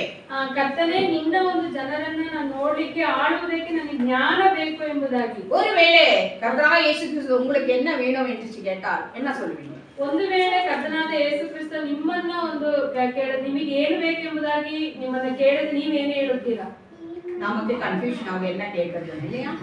ನಮಗೆ நோக்கம் கிடையாது. ನಮಗೆ ಕನ್ಫ್ಯೂಷನ್ ಆಗುತ್ತೆ. எல்லாருக்கும் எனக்கும் சேர்ந்து அவங்க என்ன கேட்கலாம், இது கேட்கலாமா, அதை கேட்கலாமா, இல்ல ஆண்டவரோட போனா அப்புறம் வீட்டுல இருக்கவங்க என்னாச்சு, இவங்க என்னாச்சு, எத்தனையோ யோசனைகள் நமக்கு வரும். ನಮಗೆ ಒಂದು ಗುರಿ ಇಲ್ಲ, ನಾವು ಹಲವು ಗೊಂದಲಕ್ಕೆ ನಾವು ಒಳಗಾಗ್ತೇವೆ. ಕುರುಡನೇ ಕೇಟಾರೆ, ಕುರುಡನಿಗೆ ಕೇಳಿದ್ರು, உனக்கு என்ன நான் செய்ய வேண்டும்? ನಿನಗೆ ನಾನು ಏನು ಮಾಡಬೇಕು? ஆண்டவரே, எனக்கு பார்வை அடைய வேண்டும். கர்த்தனே, ನಾನು ನೋಡಬೇಕು. இப்படியாக தான் நம்முடைய வாழ்க்கையில் இருக்க வேண்டும். ஆண்டவர் நம்மளிடத்துல ஆசீர்வாதங்களை வைத்திருக்கிறார். ஆனா பேரென்ப பெருவிழா மாதிரி அல்ல. ஆண்டவரோட நம்ம கிட்ட சேரும் பொழுது என்ன தேவையோ அதை அவர் அறிந்திருக்கிறாரு. அவங்க சொல்லுவாங்க, கார் வேணுமா, காருக்கு கலர் சொல்லணும், காலை எந்த பிராண்ட் எந்த இது வேணும் அதெல்லாம் நீங்க கம்பெனி வேணும் எல்லாம் சொன்னா உங்களுக்கு ஆண்டவர் கொடுப்பா. அப்படி ஆண்டவர் கார் மட்டும் கார் தருவார் இல்லைன்னு இல்லை. ஆனா கார் அல்ல நம்மளோட முக்கியமானது. நம்ம ಮುಖ್ಯமானது என்ன? ಆಡೋರು ಕೂಡ ಸೇರ್ந்து ಬಾಳುವುದು. ಹೀಗೆ ನಮ್ಮ ಜೀವಿತದ ಸಹ ಸ್ವಸ್ಥತೆಯ ಒಂದು ಕೂಟವಲ್ಲ, ನಮ್ಮ ಜೀವಿತದಲ್ಲಿ ಕರ್ತನು ನಮಗೆ ಏನು ಕೊಡಬೇಕೆಂಬುದಾಗಿ ತಕ್ಕ ಸಮಯದಲ್ಲಿ ಆತನು ಕೊಡುವಂತನಾಗಿದ್ದಾನೆ. இப்போ இவருடைய பிரச்சனை என்ன? ಈಗ ಇವರ ಒಂದು ಸಮಸ್ಯೆ ಏನೆಂದರೆ அவங்களுக்கு 38 வருஷம் வியாதி, எந்திரிக்க முடியல.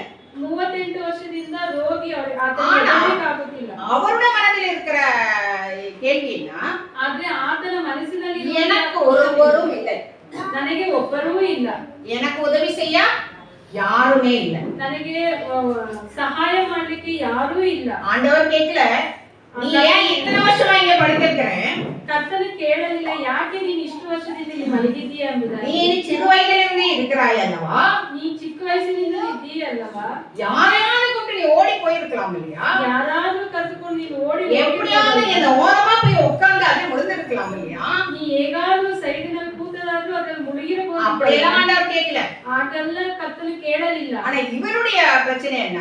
ಆದ್ರೆ ಈತನ ಸಮಸ್ಯೆ ಏನಂದ್ರೆ எனக்கு ஒருவரும் இல்லை, ನನಗೆ ಒಬ್ಬರೂ ಇಲ್ಲ. இன்றைக்கு உலகத்துல ಈ ಒಂದು ಲೋಕದಲ್ಲಿ இந்த புது ஜெனரேஷன்ல ಈ ಹೊಸ ಜನಸಂಖ್ಯೆಯಲ್ಲಿ அவருடைய பிரச்சனை இதுதான், எனக்கு யாருமே இல்ல. ಅವರ ಒಂದು ಸಮಸ್ಯೆ ಇದೆ, ನನಗೆ ಯಾರೂ ಇಲ್ಲ.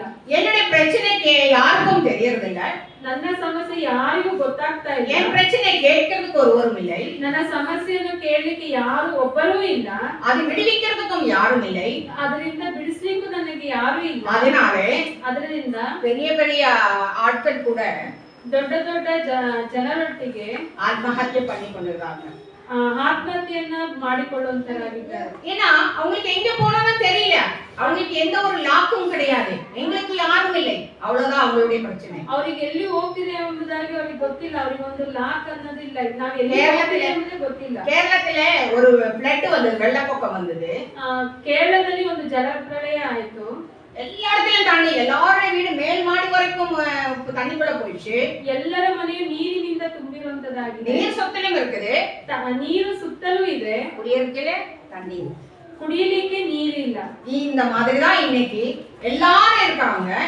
ಈ ರೀತಿಯಾಗಿ ಇವತ್ತು ಎಲ್ಲರೂ ಇದ್ದಾರೆ. ஆனாலும் அவங்களுக்கு என்ன ஒரு சிந்தனை, எனக்கு யாரும் இல்லை. ಆದ್ರೆ ಅವರ ಒಂದು ಚಿಂತೆ ಏನು, ನನಗೆ ಯಾರು ಇಲ್ಲ. இதனால அநேக மனநோய்கள், ಇದರಿಂದ ಅನೇಕ ಮನಸ್ಸಿಗೆ ನೋವುಗಳು. அவங்க என்ன நினைக்கிறாங்க, அவங்களுக்கு நிறைய டிசார்டர்ஸ் வருது. டிசார்டர்ஸ்னா என்ன தமிழ்ல சொல்லுவீங்க, கோளாறு. ஆனா மன ரீதியிலுள்ள கோளாறு, மன ரீதியிலுள்ள கோளாறு. உடம்பு நல்லா இருக்கு, ಮಾನಸಿಕ ಅಸ್ವಸ್ಥത, ಮಾನಸಿಕವಾಗಿ ಅವರು ಅಸ್ವಸ್ಥಕ್ಕೆ ಒಳಗಾಗ್ತಾರೆ. அதனால அவங்களுக்கு கோபம் வருது, ಅದರಿಂದ ಅವ್ರಿಗೆ ಕೋಪ ಆಗುತ್ತೆ, எதுக்காவது ಅಡಿಮೆಯಾಗಿறாங்க, ಯಾವ್ದಕ್ಕಾದ್ರೂ ಅವ್ರು ದಾಸರಾಗ್ತಾರೆ, யார் பேச்சும் கேட்கறது இல்ல, ಯಾರ ಮಾತು ಕೇಳುವುದಿಲ್ಲ, எங்கயா தனியா போய் உட்கார்ந்துறாங்க, ಎಲ್ಲಾರು ಸಪರೇಟ್ ಆಗಿ ಒಬ್ಬರಂಟಿಯಾಗಿ ಅವ್ರು ಕೂತ್ಕೊಳ್ತಾರೆ. வாழ்க்கையில செய்ய வேண்டிய எந்த பொறுப்பும் செய்யறது இல்ல, ಜೀವನದಲ್ಲಿ ಮಾಡಬೇಕಾದ ಜವಾಬ್ದಾರಿಗಳು ಯಾವುದು அப்படியே இருந்து ஒரு நாள் அவங்க ಹಾಗೆ ಇದ್ದು ಒಂದು ದಿನ அவங்க தற்கொலை பண்ணிடுவாங்க, ಅವರು ಆತ್ಮಹತ್ಯೆಯನ್ನು ಮಾಡಿಕೊಳ್ಳುತ್ತಾರೆ. இதுதான் உலகத்தினுடைய இது, இதே லோகದ ಒಂದು. ஆனா நம்மளுடைய ஆண்டவர், ஒருவேளை நீங்க நினைக்காதீங்க இது அவிசுவாசிகளிடம் மட்டும்தான் இருக்குன்னு நினைக்காதீங்க, விசுவாசிகளிடமும் இந்த பிரச்சனைகள் வந்து இருக்குது. ಈಗ ನೀವು ನೆನೆಸಬೇಡಿ ಬರೀ ಅವಿಶ್ವಾಸಿಗಳ ಮಧ್ಯದಲ್ಲಿ ಮಾತ್ರ ಈ ಸಮಸ್ಯೆ ಇದೆ ಎಂಬುದಾಗಿ, ವಿಶ್ವಾಸಿಗಳ ಮಧ್ಯದಲ್ಲಿಯೂ ಸಹ ಇದೆ. நான் அந்த காலேஜ்ல ஸ்டூடெண்ட்ஸ் மத்தியத்துல வேலை செஞ்சேன்னு சொன்னேன்ல, ನಾನು ಸ್ಟೂಡೆಂಟ್ಗಳ ಮಧ್ಯದಲ್ಲಿ ಸೇವೆ ಮಾಡಿದೆ ಎಂಬುದಾಗಿ ನಾನು ಹೇಳಿದೆ ಅಲ್ವಾ. அதுல இந்த வெக்கேஷனுக்கு போய் ஒரு குழந்தை வந்தது. ಆ ಒಂದು ಸಂದರ್ಭದಲ್ಲಿ ಬೇಸಿಗೆ ರಜೆ ದಿನದಲ್ಲಿ ಆಕೆ ಹೋಗಿ ಎಲ್ಲರೂ ರಕ್ಷಿಸಲ್ಪಟ್ಟು ಜ್ಞಾನಸ್ನಾನ எடுத்த பிள்ளைகளே அங்க இருக்கிறது. ಅಲ್ಲಿ ಎಲ್ಲರೂ ರಕ್ಷಿಸಲ್ಪಟ್ಟು ದೀಕ್ಷಾ ಸ್ನಾನಕ್ಕೆ ಒಳಗಾದಂತ ಮಕ್ಕಳೇ ಅಲ್ಲಿರೋದು. ಎಲ್ಲ ವಿಶ್ವಾಸ ಕುಟುಂಬத்திலே பிறந்தது, ಎಲ್ಲ ವಿಶ್ವಾಸಿಗಳ ಮಕ್ಕಳಾಗಿದ್ರು. இந்த மகள்ல அந்த வெக்கேஷன் முடிந்து வந்த பொழுது, ಈ ಒಂದು ಮಗಳಿನಲ್ಲಿ ಆ ಒಂದು ರಜಾ ದಿನ ಬಂದ ಮೇಲೆ, ಅವಳ ಗಲ್ಫಿல் இருந்தவಳು, ಅವರು ಆಕೆ ಗಲ್ಫಿನಲ್ಲಿ ಇದ್ದಂತ ಸೋದರಿ வந்தது. அவளுடைய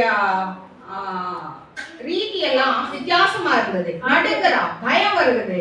ಆಕೆ ರೀತಿ ಎಲ್ಲ ವ್ಯತ್ಯಾಸವಾಗಿತ್ತು. ಆಕೆ ನಡುತ್ತಾ ಇದ್ದಾಳೆ, ಭಯಪಡ್ತಾ ಇದ್ದಾಳೆ.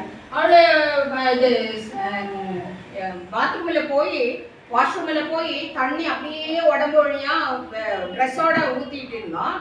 ಆಕೆ ವಾಶ್ರೂಮ್ ಅಲ್ಲಿ ಹೋಗಿ ನೀರನ್ನ ಹಾಗೆ ಬಟ್ಟೆ ಮೇಲೆ ಉಯ್ಕೊಂತಾ ಇದ್ದಾಳೆ. சமயம் அந்த சமயத்துல பிள்ளைங்க வந்து என்கிட்ட சொன்னாங்க, ஆண்டி ஆண்டி இந்த பிள்ளை இந்த மாதிரி செய்யறாங்க அப்படின்னு. ಆ ಒಂದು ಸಂದರ್ಭದಲ್ಲಿ ಮಕ್ಕಳು ಬಂದು ನನ್ನ ಹತ್ರ ಹೇಳಿದ್ರು, ಆಂಟಿ ಹೀಗೆ ಹೀಗೆ ಮಾಡ್ತಾ ಇದ್ದಾಳೆ, நடுங்கிக்கொண்டிருக்கிறாள், ಆಕೆ ನಡುತ್ತಾ ಇದ್ದಾಳೆ ಎಂಬುದಾಗಿ ಹೇಳ್ತಾ ಇದ್ರು. நான் சொன்னேன், நீங்க அவளை தொடச்சு அவளுக்கு வேற ட்ரெஸ் போட்டு உட்கார வையே, நான் வரேன் அப்படின்னு. ನೀವು ಹೋಗಿ ಆಕೆಯನ್ನ ಮೈ ಒರೆಸಿ ಬೇರೆ ಒಂದು ಬಟ್ಟೆಯನ್ನ ಹಾಕಿ ಆಕೆಯನ್ನ ಕೂರಿಸಿ ಎಂಬುದಾಗಿ ನಾನು ಹೇಳಿದೆ. திரும்பி நான் போனேன். ನಾನು ಹೋದೆ. அந்த மாலை என்னுடைய ரூமுக்கு கூட்டிட்டு வந்தேன். ಆ ಒಂದು ಮಗಳನ್ನ ನನ್ನ ರೂಮಿಗೆ ನಾನು ಕರ್ಕೊಂಡು ಬಂದೆ. கூட்டிட்டு வந்து அப்படியே கட்டி பிடிச்சேன். ಕರ್ಕೊಂಡು ಬಂದು ನಾನು ಹಾಗೆ ತಪ್ಪಿ ಹಿಡಿದೆ. மகளே, நீ பயப்பட வேண்டாம். மகளே, நீ பயப்படಬೇಡ. ஆண்டி உன் கூட இருக்கா. ஆண்டி நான் நின்ன ಜೊತೆ ಇದ್ದೇನೆ. உனக்கு என்ன பிரச்சனை இருந்தாலும் ನಿನಗೆ ಏನೇ ಸಮಸ್ಯೆ ಇದ್ದರೂ அது நமக்கு சரி பண்ண முடியும். ಅದು ನಮಗೆ ಸರಿ ಮಾಡಲಿಕ್ಕೆ ಆಗುತ್ತದೆ. இப்பொழுது உனக்கு என்ன பிரச்சனைன்னு மட்டும் சொல்லு. ಈಗ ನಿನಗೆ ಏನು ಸಮಸ್ಯೆ ಎಂಬುದಾಗಿ ಮಾತ್ರ ನೀನು ಹೇಳು. உனக்கு என்ன பயம், என்ன உன்னை பயப்படுத்துகிறது? காலேஜ்ல போற வழியில ஏதாவது ஆச்சா, இல்ல வேற எங்கேயாவது ஆச்சா, இங்க யாராவது உன்னோட சண்டை போட்டுச்சா, என்ன விஷயம் கேட்டேன். ನಿನಗೆ ಭಯಪಡಲಿಕ್ಕೆ ಕಾಲೇಜಲ್ಲಿ ಹೋಗ್ಲಿಕ್ಕೆ ಏನಾದ್ರು ಆಯ್ತಾ, ಅಥವಾ ಇಲ್ಲಿ ಯಾರಾದ್ರೂ ನಿನ್ನೊಟ್ಟಿಗೆ ಸಮಸ್ಯೆ ಮಾಡಿದ್ರೆ ಏನಕ್ಕೆ ಸಮಸ್ಯೆ ಆಯ್ತು ಎಂಬುದಾಗಿ அது ஒண்ணுமே சொல்லல. ಆಕೆ ಒಂದು ಮಾತು ಹೇಳಲಿಲ್ಲ. அப்படியே தலை குனிஞ்சு உட்கார்ந்துருந்தா. ಹಾಗೆಯೇ ತಲೆ ಬಗ್ಗಿಸಿಕೊಂಡು ಕೂತುಕೊಂಡಿದ್ದಳು. அப்போ நான் சொன்னேன், நான் சில கேள்வியை உன்னிடத்தில் கேட்கிறேன். ನಾನು ಆಗ ಹೇಳಿದೆ, ಕೆಲವೊಂದು ಪ್ರಶ್ನೆಗಳನ್ನು ನಿನ್ನ ಹತ್ರ ನಾನು ಕೇಳುತ್ತೇನೆ. நீ ஒண்ணுமே சொல்லாத, எஸ் நோ இதுல ஏதோ ஒன்று சொன்னா போதும். உண்மையா ನೀನು ಏನನ್ನೂ ಹೇಳ್ಬೇಡ, ಎಸ್ ಅಥವಾ ಇಲ್ಲ, ಹೌದು ಅಥವಾ ಇಲ್ಲ ಎಂಬುದಾಗಿ ಹೇಳಿದ್ರೆ ಸಾಕು. அப்படி கேட்ட பொழுதுதான் அவளுடைய பிரச்சனை எனக்கு தெரிய வந்தது. ಹಾಗೆ ಕೇಳಿದಾಗಲೇ ಆಕೆಯ ಸಮಸ್ಯೆ ಏನೆಂಬುದಾಗಿ ನನಗೆ ಗೊತ್ತಾಯಿತು. அவளுடைய பெற்றோர்கள் அவளை இவனமாக செஞ்சதுனால கூட்டிட்டு போய் சைக்கியாட்ரிஸ்ட காமிச்சு மாத்திரை கொடுத்து அனுப்பியிருந்தாங்க. ಆಕೆಯ ಒಂದು ಪೋಷಕರು பேரண்ட்ஸ் அவங்க சைக்கியாட்ரிஸ்ட கூட்டிட்டு போய் ஊர்லயே மாத்திரை எல்லாம் கொடுத்து அனுப்பினது. ஆனா எனக்கு அது தெரியல. ಹೀಗೆ ಹಾಗೆ ಮಾಡಿದ್ರಿಂದ ಆಕೆಯ ಪೋಷಕರು ಸೈಕಿಯಾಟ್ರಿಸ್ಟ್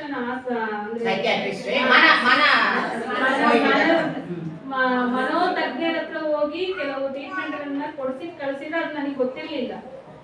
அப்பொழுது நான் அவளிடத்துல தேவனுடைய வசனத்தை சொல்லி, ಆಗ ಒಂದು ಸಂದರ್ಭದಲ್ಲಿ ನಾನು ಆಕೆಯೊಟ್ಟಿಗೆ ದೇವರ ವಾಕ್ಯವನ್ನು ಹೇಳಿ அவளுக்கு ஆறுதல் சொல்லி, ಆಕೆಗೆ ಆದರಣೆಯನ್ನು ಮಾಡಿ, உன்னுடைய இது இல்லாம அனுமதி இல்லாம ನಿನ್ನ ಒಂದು ಅನುಮತಿ ಇಲ್ಲ யாருக்கும் உன்னை தொட முடியாது. ಯಾರು ನಿನ್ನನ್ನು ಮುಟ್ಟಕ್ಕಾಗಲ್ಲ. ஆண்டவர் சொன்னாரே, ಕರ್ತನು ಹೇಳಿದ್ದಾನೆ, உன்னை தொடுகிறவன் ನಿನ್ನನ್ನು ಮುಟ್ಟುವವನು என் கண்ணின் கண்மணியை கிருஷ்ணமணியை தொடுகிறான். ನನ್ನ ಕಣ್ಣಿನ ಗುಡ್ಡೆಯನ್ನು ಮುಟ್ಟುವಂತನಾಗಿದ್ದಾನೆ. அதனாலே ಆದುದರಿಂದ யாருமே என்ன உனக்கு நடந்தாலும் அது மறந்து விடு. ಯಾರು ಏನು ನಡೆದರೂ ಅದನ್ನ ನೀನು ಮರೆತು ಬಿಡು. ஆண்டவரே உன்னை ಕರ್ತನು ನಿನ್ನನ್ನು நேசிக்கிறார். ಪ್ರೀತಿಸುತ್ತಿದ್ದಾನೆ.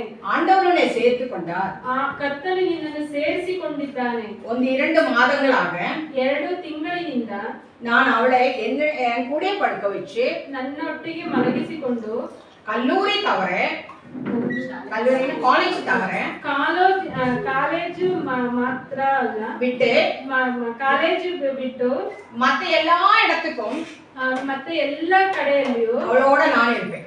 ಆಕೆಯೊಟ್ಟಿಗೆ ನಾನಿರ್ತೇನೆ. கொஞ்சம் கொஞ்சமா அங்க பிள்ளைங்களோட உட்கார வச்சு அவள் நடுங்க ஆரம்பிச்சிருவா. ಸ್ವಲ್ಪ ಸ್ವಲ್ಪ ಮಕ್ಕಳೊಟ್ಟಿಗೆ ಕೂರಿಸಿದ್ರೆ ಆಕೆ ನಡಗಲಿಕ್ಕೆ ಸ್ಟಾರ್ಟ್ ಮಾಡಿ. கொஞ்ச நாள் போயிடுச்சு. நான் அவளிடத்துல தேவனுடைய வசனத்தை சொல்லிக்கொண்டே வந்தேன். ಹೀಗೆ ಸ್ವಲ್ಪ ದಿನಗಳು ಹೋಯ್ತು. ದಿನವಿಡೀ ನಾನು ದೇವರ ವಾಕ್ಯನ ಆಕೆಯೊಟ್ಟಿಗೆ ಮಾತನಾಡ್ತಾ ಇದ್ದೆ. ಅವಳು ಅದು ರಿಲೀವ್ ಆಗ ಆರಂಭಿಸಿட்டா. ಅದು ರೆಡಿ வர ஆரம்பிச்சிட்டா. ಆಕೆ ಚೇತರಿಕೆಯನ್ನು ಹೊಂದಲಿಕ್ಕೆ ಪ್ರಾರಂಭ ಆಯ್ತು. ಸಂತೋಷமாக ಆರಂಭಿಸಿட்டா. ಆಕೆ ಸಂತೋಷ ಮತ್ತೊಬ್ಬರ பேச தொடங்கினா. ಮತ್ತೊಬ್ಬರೊಟ್ಟಿಗೆ ಮಾತನಾಡಲಿಕ್ಕೆ ಪ್ರಾರಂಭ. ಮಾತ್ರೆ ನಾನು வாங்கினேன். ಆ ಮಾತ್ರೆಯನ್ನು ನಾನು ಇಸ್ಕೊಂಡೆ. நீ வேற எங்கயாவது வெச்சிரு. நீ இது சாப்பிடவே வேண்டாம். ಇದನ್ನ ಬೇರೆ ಎಲ್ಲಾದ್ರೂ ಇಟ್ಬಿಡು, ಇದನ್ನ ತಿನ್ನಬೇಡ ಎಂಬುದಾಗಿ ನಾನು ಹೇಳಿದೆ. அப்படி அந்த பிள்ளை அதுக்கு பிறகு நல்லா வந்தது. ಆಮೇಲೆ ಆ ಹುಡುಗಿ ಚೆನ್ನಾಗಿ ಆದಳು. தேவனை ஏற்றுக்கொண்ட பிள்ளைதான். ದೇವರನ್ನ ಅಂಗೀಕರಿಸಿಕೊಂಡ ಮಗಳು. ஆனா நம்ம ஜனங்கள் விசுவாசிகள் கூட செய்கிற பெரிய காரியங்கள் பீடனங்கள் பார்த்தா பிள்ளைகள் அப்படி ஆகுறதுல எந்த ஒரு சந்தேகமும் கிடையாது. ವಿಶ್ವಾಸಿಗಳಾದಂತ ನಾವು ಸಹ ನಾವು ಮಾಡುವಂತ ಮಕ್ಕಳಿನಲ್ಲಿ ಮಾಡುವಂತ ಪರಿಣಾಮಗಳು ಬೇರೆ ಯಾವ ರೀತಿಯಾಗಿ ಬದಲಾಗುತ್ತೆ ಎಂಬುದಾಗಿ சில வீடுகளிலே ಕೆಲವೊಂದು ಮನೆಯಲ್ಲಿ குழந்தைகளுக்கு அங்கே பாதுகாப்பு கிடையாது, ಮನೆಯಲ್ಲೇ மனை ஒಳಗಡೆ பாதுகாப்பு கிடையாது, ಭದ್ರತೆ ಇಲ್ಲ கிடையாது. ஏன்னா சொந்தக்காரர் வருவாங்க, ஃப்ரெண்ட்ஸ் வருவாங்க, இவங்க என்ன செய்வாங்க, இந்த பிள்ளைகளை யாருக்கும் தெரியாம அவங்கள நாசம் பண்ணுவாங்க. ಬಂಧುಗಳು ಬರ್ತಾರೆ, ಫ್ರೆಂಡ್ಸ್ಗಳು ಬರ್ತಾರೆ, ಯಾರಿಗೂ ಗೊತ್ತಿಲ್ಲದೆ ಈ ಮಕ್ಕಳನ್ನ ಹಾಳು ಮಾಡ್ತಾರೆ. அதனால ஒருவேளை ஒன்றுமில்ல, ஒரு ஆளை தொடர்ந்து நமக்கு பிடிக்கலன்னா அதே போதும் இல்லையா. தவறான விதத்துல ஒரு ஆள் தொட்டாலே நமக்கு என்ன ஆகும், மன ரீதியில பிரச்சனை வரும். அதனால ತಪ್ಪಾಗಿ ನಮ್ಮನ್ನ ಮುಟ್ಟುವುದಾದ್ರೆ ನಮಗೊಂದು ಸಮಸ್ಯೆಗಳು ಉಂಟಾಗುತ್ತದೆ. இந்த மகள் இப்போ ಈ ಒಂದು ಮಗಳು ಈಗ ஒரு 4 மாசத்துக்கு முன்னால 4 ತಿಂಗಳಿನ ಮುಂಚೆ கல்யாணம் ஆகி ಮದುವೆ ಆಗಿ நல்லா இருக்கா. நல்ல ಚೆನ್ನಾಗಿ. ஆண்டவர் எப்படிப்பட்டவர், ನಮ್ಮ ಕರ್ತನು ಹೇಗೆ ಇದ್ದಾರೆ. நம்ம பிள்ளைகள் நம்ம செய்யற தப்பு என்ன தெரியுமா, பெற்றோர்கள் நம்ம பிள்ளைகள் கடந்து போகிற பிரச்சனை என்ன என்று நமக்கு தெரியவே தெரியாது. ನಾವು ಪೋಷಕರು ನಾವು ಮಾಡುವಂತ ಸಮಸ್ಯೆ ಏನಂದ್ರೆ ನಮ್ಮ ಮಕ್ಕಳು ಯಾವ ಹಾದಿಯಲ್ಲಿ ಹಾದು ಹೋಗುತ್ತಿದ್ದಾರೆ ಎಂಬುದಾಗಿ ಆಲೋಚನೆ ಮಾಡೋದಿಲ್ಲ. அது புரிந்து கொள்ளவும் நமக்கு முடியறதில்ல. ಅದನ್ನ ಅರ್ಥ ಮಾಡ್ಕೊಳ್ಳೋಕು ನಮ್ಮ ಕೈಲಿ நாம செய்யறது என்ன தெரியுமா, ನಾವು ಮಾಡೋದು ಏನು ಗೊತ್ತಾ, அவங்கள படிக்க வைக்கணும், ಅವ್ರನ್ನ ಓದಿಸ್ಬೇಕು, அவங்களுக்கு நல்ல ಬಟ್ಟೆ கொடுக்கணும், ಅವರಿಗೆ ಒಳ್ಳೆ ಬಟ್ಟೆ ಕೊಡ್ಬೇಕು, அவங்களுக்கு நல்ல வித்யாபியாசம் கொடுக்கணும், ಅವ್ರಿಗೆ ಒಳ್ಳೆ ವಿದ್ಯಾಭ್ಯಾಸ ಕೊಡ್ಬೇಕು, அவரை ಒಳ್ಳೆ வேலைக்கு வைக்கணும், ಅವ್ರು ಒಳ್ಳೆ ಕೆಲಸಕ್ಕೆ ಹೋಗ್ಬೇಕು. அதனால 24 மணி நேரம் நம்ம காசு சம்பாதிக்கிறதுலே இருக்கிறோம். ಅದರಿಂದ 24 ಗಂಟೆ ನಾವು ಹಣವನ್ನು ಸಂಪಾದನೆ ಮಾಡುವಂತ ಸಂಗತಿಯಲ್ಲೇ ಇದ್ದೇವೆ. ಹಣ தேவைதான், ಹಣ ಬೇಕು, ஆனாலும் ಆದ್ರೂ பிள்ளைகளுடைய காரியத்திலே நம்ம கவனமாய் இருக்க வேண்டியது மிக அவசியம். ಮಕ್ಕಳ ಕಾರ್ಯದಲ್ಲಿ ನಾವು ತುಂಬಾ ಗಮನವನ್ನು ಹರಿಸುವುದು ಬಹಳ அவர் ಪ್ರಾಮುಖ್ಯವಾಗಿದೆ. யார் கூட போறாங்க, ಅವರು ಯಾರೊಟ್ಟಿಗೆ ಹೋಗ್ತಾ அவர் ಇದ್ದಾರೆ, யார் கூட வசிக்கிறாங்க, ಅವ್ರು ಯಾರೊಟ್ಟಿಗೆ யாரோட ಮಾತನಾಡ್ತಾರೆ, ஃப்ரெண்ட்ஷிப், ಯಾರ ಜೊತೆ ಅವರು என்ன ಸ್ನೇಹ பாக்குறாங்க, ಏನ್ ನೋಡ್ತಾ இது ಇದ್ದಾರೆ, எல்லாமே பெற்றோர்களானா ಇದೆಲ್ಲವನ್ನು ಪೋಷಕರಾದಂತ ನಾವು கவனிக்க வேண்டியது ಗಮನಿಸಬೇಕಾದುದು மிக அவசியம். ಬಹಳ ಪ್ರಾಮುಖ್ಯವಾಗಿದೆ. அதனால ಆದುದರಿಂದ நம்மளை பார்க்கிற ஒரு தேவன், 38 வருஷம் வியாதியாகிற இந்த மனுஷனே பார்த்த கடவுள், ನಮ್ಮನ್ನು ನೋಡುವ ದೇವರು 38 ವರ್ಷದಿಂದ ರೋಗಿಯಾಗಿದ್ದಂತ ಮನುಷ್ಯನ ನೋಡಿದ ದೇವರು நம்மையும் பார்ப்பார், ನಮ್ಮನ್ನು ನೋಡ್ತಾ ಇದ್ದಾನೆ. நம்மளுடைய அவஸ்தை, ನಮ್ಮ ಒಂದು நம்ம எங்கே படுத்திருக்கிறோம், ನಾವು ಎಲ್ಲಿ ಮಲಗಿದ್ದೇವೆ, எந்த விதத்தில் இருக்கிறோம், ಯಾವ ಸ್ಥಿತಿಯಲ್ಲಿ ಇದ್ದೇವೆ, என்ன பிரச்சனையில் இருக்கிறோம், ಯಾವ ಸಮಸ್ಯೆಯಲ್ಲಿ ಇದ್ದೇವೆ அவருக்கு தெரியும். ಆತನಿಗೆ ಗೊತ್ತಿದೆ. அவர் ಆತನು சொல்லாவிட்டால் கூடியும் ನಾವು ಹೇಳಿಲ್ಲ, நம்முடைய கண்ணீரெல்லாம் ஒரு துருதியில் சேர்த்து வைத்து ನಮ್ಮ ಕಣ್ಣೀರಿನೆಲ್ಲ ಒಂದು ಪಾತ್ರೆಯಲ್ಲಿ ಸೇರಿಸಿ ಹಿಡಿದು அதனுடைய காரணங்களே சரி செய்யக்கூடியவர். ಅದರ ಒಂದು ಕಾರ್ಯದ ಒಂದು ಸಮಸ್ಯೆಯನ್ನು ಅದನ್ನ ಸರಿ ಮಾಡುವಂತ ಕರ್ತನು. இந்த காலத்திலே ಈ ಒಂದು அநேக குடும்பங்களிலே, ಅನೇಕ ಕುಟುಂಬಗಳಲ್ಲಿ, விசுவாச குடும்பங்களிலே, ವಿಶ್ವಾಸದ பெற்றோர்கள் ತಂದೆ ತಾಯಿಗಳು பிள்ளைகளை குறித்து ಮಕ್ಕಳ ಕುರಿತು ரொம்ப கவலைப்படுறாங்க, ತುಂಬಾ ಚಿಂತನೆಯನ್ನ ಮಾಡ್ತಾರೆ. கண்ட்ரோல் பண்ண முடியறதில்லை, ಅವ್ರನ್ನ ಕಂಟ್ರೋಲ್ ಮಾಡ್ಲಿಕ್ಕೆ ಆಗೋದಿಲ್ಲ. அவங்களுடைய காரியம் ஒன்றும் விளங்கவும் மாட்டேங்குது. ಅವರ ಒಂದು ಸಮಸ್ಯೆ ಯಾವುದು ಪರಿಹಾರವೂ ಆಗ್ತಾ ಇಲ್ಲ. அதுக்கு பரிகாரம் நம்ம ஆண்டவராகிய இயேசு கிறிஸ்து மட்டும்தான். ಅದಕ್ಕೆ ಪರಿಹಾರ ನಮ್ಮ ಕರ್ತನಾದ ಯೇಸು ಕ್ರಿಸ್ತನು ಮಾತ್ರವೇ. இங்கே ஆண்டவர் ಇಲ್ಲಿ ಕರ್ತನು இந்த 38 வருஷம் வியாதி இருந்த மனுஷன், 38 ವರ್ಷದಿಂದ ರೋಗಿಯಾಗಿದ್ದ ಮನುಷ್ಯನು, அவன் அப்படி சொன்ன எனக்கு யாரும் இல்லை என்று சொல்லியிருந்தா கூடயும், ಆತನು ಹಾಗೆ ಹೇಳಿದ ನನಗೆ ಯಾರು ಇಲ್ಲ ಎಂಬುದಾಗಿ ಹೇಳಿದ ಸಂದರ್ಭದಲ್ಲಿ ஆண்டவர் சொன்னாரு, ಕರ್ತನು ಹೇಳಿದನು, நீ உன் படுக்கை எடு, ನೀನು ನಿನ್ನ ಹಾಸಿಗೆಯನ್ನು ತೆಗಿ, ನಡಿ. ஆனா அந்த மனுஷன் அதை ஒப்புக்கொண்டான், அவன் அதை ஒபே பண்ணான். ಅದನ್ನ ಆ ಮನುಷ್ಯನು ಒಪ್ಪಿಕೊಂಡನು, ಅದಕ್ಕೆ ವಿಧಿಯನಾದನು. அதனால அவன் விடுதலை ஆகும். ಅದರಿಂದ ಅದನ್ನು ಬಿಡುಗಡೆಯನ್ನು ಹೊಂದಿದನು. ஆனா இவனுக்கு விடுதலை கொடுத்தது என்று தெரியவில்லை. ಆದ್ರೆ ಈತನಿಗೆ ಯಾರು ಬಿಡುಗಡೆಯನ್ನು ಕೊಟ್ಟಿದ್ದಾನೆ ಎಂಬುದಾಗಿ ಈತನಿಗೆ இயேசுவானவர் யாருன்னு தெரியல. ಈ ಯೇಸು ಯಾರು ಎಂಬುದಾಗಿ ಆತನಿಗೆ அந்த சபத் நாளிலே விடுதலை கொடுத்ததுனால, ಆ ಸಬ್ಬತ್ ದಿನದಲ್ಲಿ ಬಿಡುಗಡೆ ಕೊಟ್ಟಿದ್ದರಿಂದ அந்த பள்ளியிலே பிரமாணிகள், அந்த யூதர்களுடைய பிரமாணிகள் இருக்காரு, ಆ ಒಂದು ಯೂದರ ಮಂಟಪ ಪ್ರಧಾನ ಅವರು ಏನಕ್ಕೆ ಪಡಿಕೆ ಎತ್ತು ನಡಕರೆ ಇನ್ನைக்கு ಸಬತ್ ಅಲ್ವಾ? ಯಹೂದ್ಯರ ಪ್ರಧಾನರು ಹೀಗೆ ಹೇಳಿದ್ರು, ಯಾಕೆ ನೀನು ಈ ಹಾಸಿಗೆಯನ್ನು ಎತ್ತುಕೊಂಡು ನಡೀತಾ ಇದ್ದೀವಿ, ಇವತ್ತು ಸಬ್ಬತ್ ದಿನವಲ್ಲವಾ? ಎನ್ನೆ ಸುಗಮಾಕಿನವರ್ ನನ್ನನ್ನು ಸ್ವಸ್ಥತೆಯನ್ನು ಹೊಂದಿದವರು ಎನ್ನೆ ಪಡಿಕೆ எடுக்க சொன்னாங்க. ನನ್ನ ಹಾಸಿಗೆಯನ್ನು ತೆಗಿ ಎಂಬುದಾಗಿ ಹೇಳಿದ್ರು. நம்ம உலகத்துல அப்படிதான். ನಮ್ಮ ಲೋಕದಲ್ಲಿ ಹೀಗೆ நம்ம சுகவீனமாய் படுத்து கிடந்தா ನಾವು ಅಸ್ವಸ್ಥವಾಗಿ ಮಲಗಿದ್ದರೆ அவங்களுக்கு எந்த பிரச்சனையும் கிடையாது. ಅವರಿಗೆ ಯಾವ ಸಮಸ್ಯೆಯೂ ಇಲ್ಲ. கெதர்ன தேசத்திலே ஒரு மனவியாதி உள்ள ஒருத்தர் இருந்தான். லெகியோன் பிடித்தவன். ಆ ಒಂದು ಗೆಜರಿನ್ ದೇಶದಲ್ಲಿ ರೋಗಕ್ಕೆ ಒಳಗಾದಂತ ಒಬ್ಬ ವ್ಯಕ್ತಿ ಇದ್ದನು. ಅವನ ಯಾರಾலும் பிடிச்சு கட்ட முடியாது. ಆತನನ್ನು ಯಾರು ಹಿಡಿದು ಆತನ ಸಂಗಿ போட்டு கட்டினாலும் அவன் அதை ಅರ್ಥ போடுவான். ಸರಪಣಿಗಳಿಂದ ಕಟ್ಟಿದರೂ ಅದನ್ನ ಕಟ್ ಮಾಡಿ ಹಾಕ್ತಿದ್ದ. அவன் கல்லெடுத்து தண்ணியே குத்திக்கொள்வான். ಕಲ್ಲು ತಗೊಂಡು ತನ್ನನ್ನೇ ಆತನು ಚುಚ್ಚಿಕೊಳ್ಳುವ. வலியினாலே அவன் அலறி அழுகுவான். ನೋವಿನಿಂದ ಆತನು ಕೂಗಿಕೊಂಡು ಅಳ್ತಾ ಇದ್ದ. ஒருத்தருக்கும் அதனால பிரச்சனை வரல. ಒಬ್ಬರಿಗೂ ಅದರಿಂದ ಸಮಸ್ಯೆ ಆಗಲಿಲ್ಲ. அவன வஸ்திரம் தரிக்கிறது இல்ல. ಆತನು ಬಟ್ಟೆ ಹಾಕ್ತಿರ್ಲಿಲ್ಲ. ಕೂಕರಲ್ போட்டு நடந்துட்டே இருந்தா கல்லறைக்குள்ள. ಕಲ್ಲರಲ್ಲಿ ಆತನು ಕೂಗಾಕೊಂಡು ನಡೀತಾ ಇದ್ದ. ஆனா யாருக்கும் பிரச்சனை இல்ல. ಆದ್ರೆ ಯಾರಿಗೂ ಸಮಸ್ಯೆ ಇಲ್ಲ. இப்பொழுது ಆದ್ರೆ ಈಗ ஆண்டவர் சுகப்படுத்த பிறகு ಕರ್ತನು ಸ್ವಸ್ಥತೆಯನ್ನು ಕೊಟ್ಟ ಮೇಲೆ அவனுக்கு சுபோதம் வந்து ಆತನಿಗೆ ಶುಭೋದಯವಾಗಿ அவன் வஸ்திரம் தரித்து ಆತನು ಬಟ್ಟೆಯನ್ನು ಹಾಕಿಕೊಂಡು நல்லா மனுஷனா சாதாரண மனுஷனா இருந்த பொழுது ಚೆನ್ನಾಗಿ ಸಾಧಾರಣ ಮನುಷ್ಯನಾಗಿರುವಾಗ பிரச்சனை வந்தது. ಸಮಸ್ಯೆಗಳಾಯಿತು. இந்த உலகத்திலே ಈ ಒಂದು ಪ್ರಪಂಚದಲ್ಲಿ நம்ம பிள்ளைகள் ನಮ್ಮ ಮಕ್ಕಳು இல்ல நம்ம வீட்டுல சேர்ந்தவங்க யாரா இருந்தாலும் ಇಲ್ಲ ನಮ್ಮ ಕುಟುಂಬದಲ್ಲಿ ಸೇರಿದವರು யாரா இருந்தா பிரச்சனை இல்ல. ಹುಡುಗನಾಗಿದ್ರು ಸಮಸ್ಯೆ ಇಲ್ಲ. ಡ್ರಗ್ ಅಡಿಕ್ಟ್ ಆಗಿರ್ನಾலும் பிரச்சனை இல்ல. ಮಾದಕ ವಸ್ತುಗೆ ಆತನು ಅಭ್ಯಾಸನಾಗಿದ್ದನು, ಯಾವ பிரச்சனை இல்ல.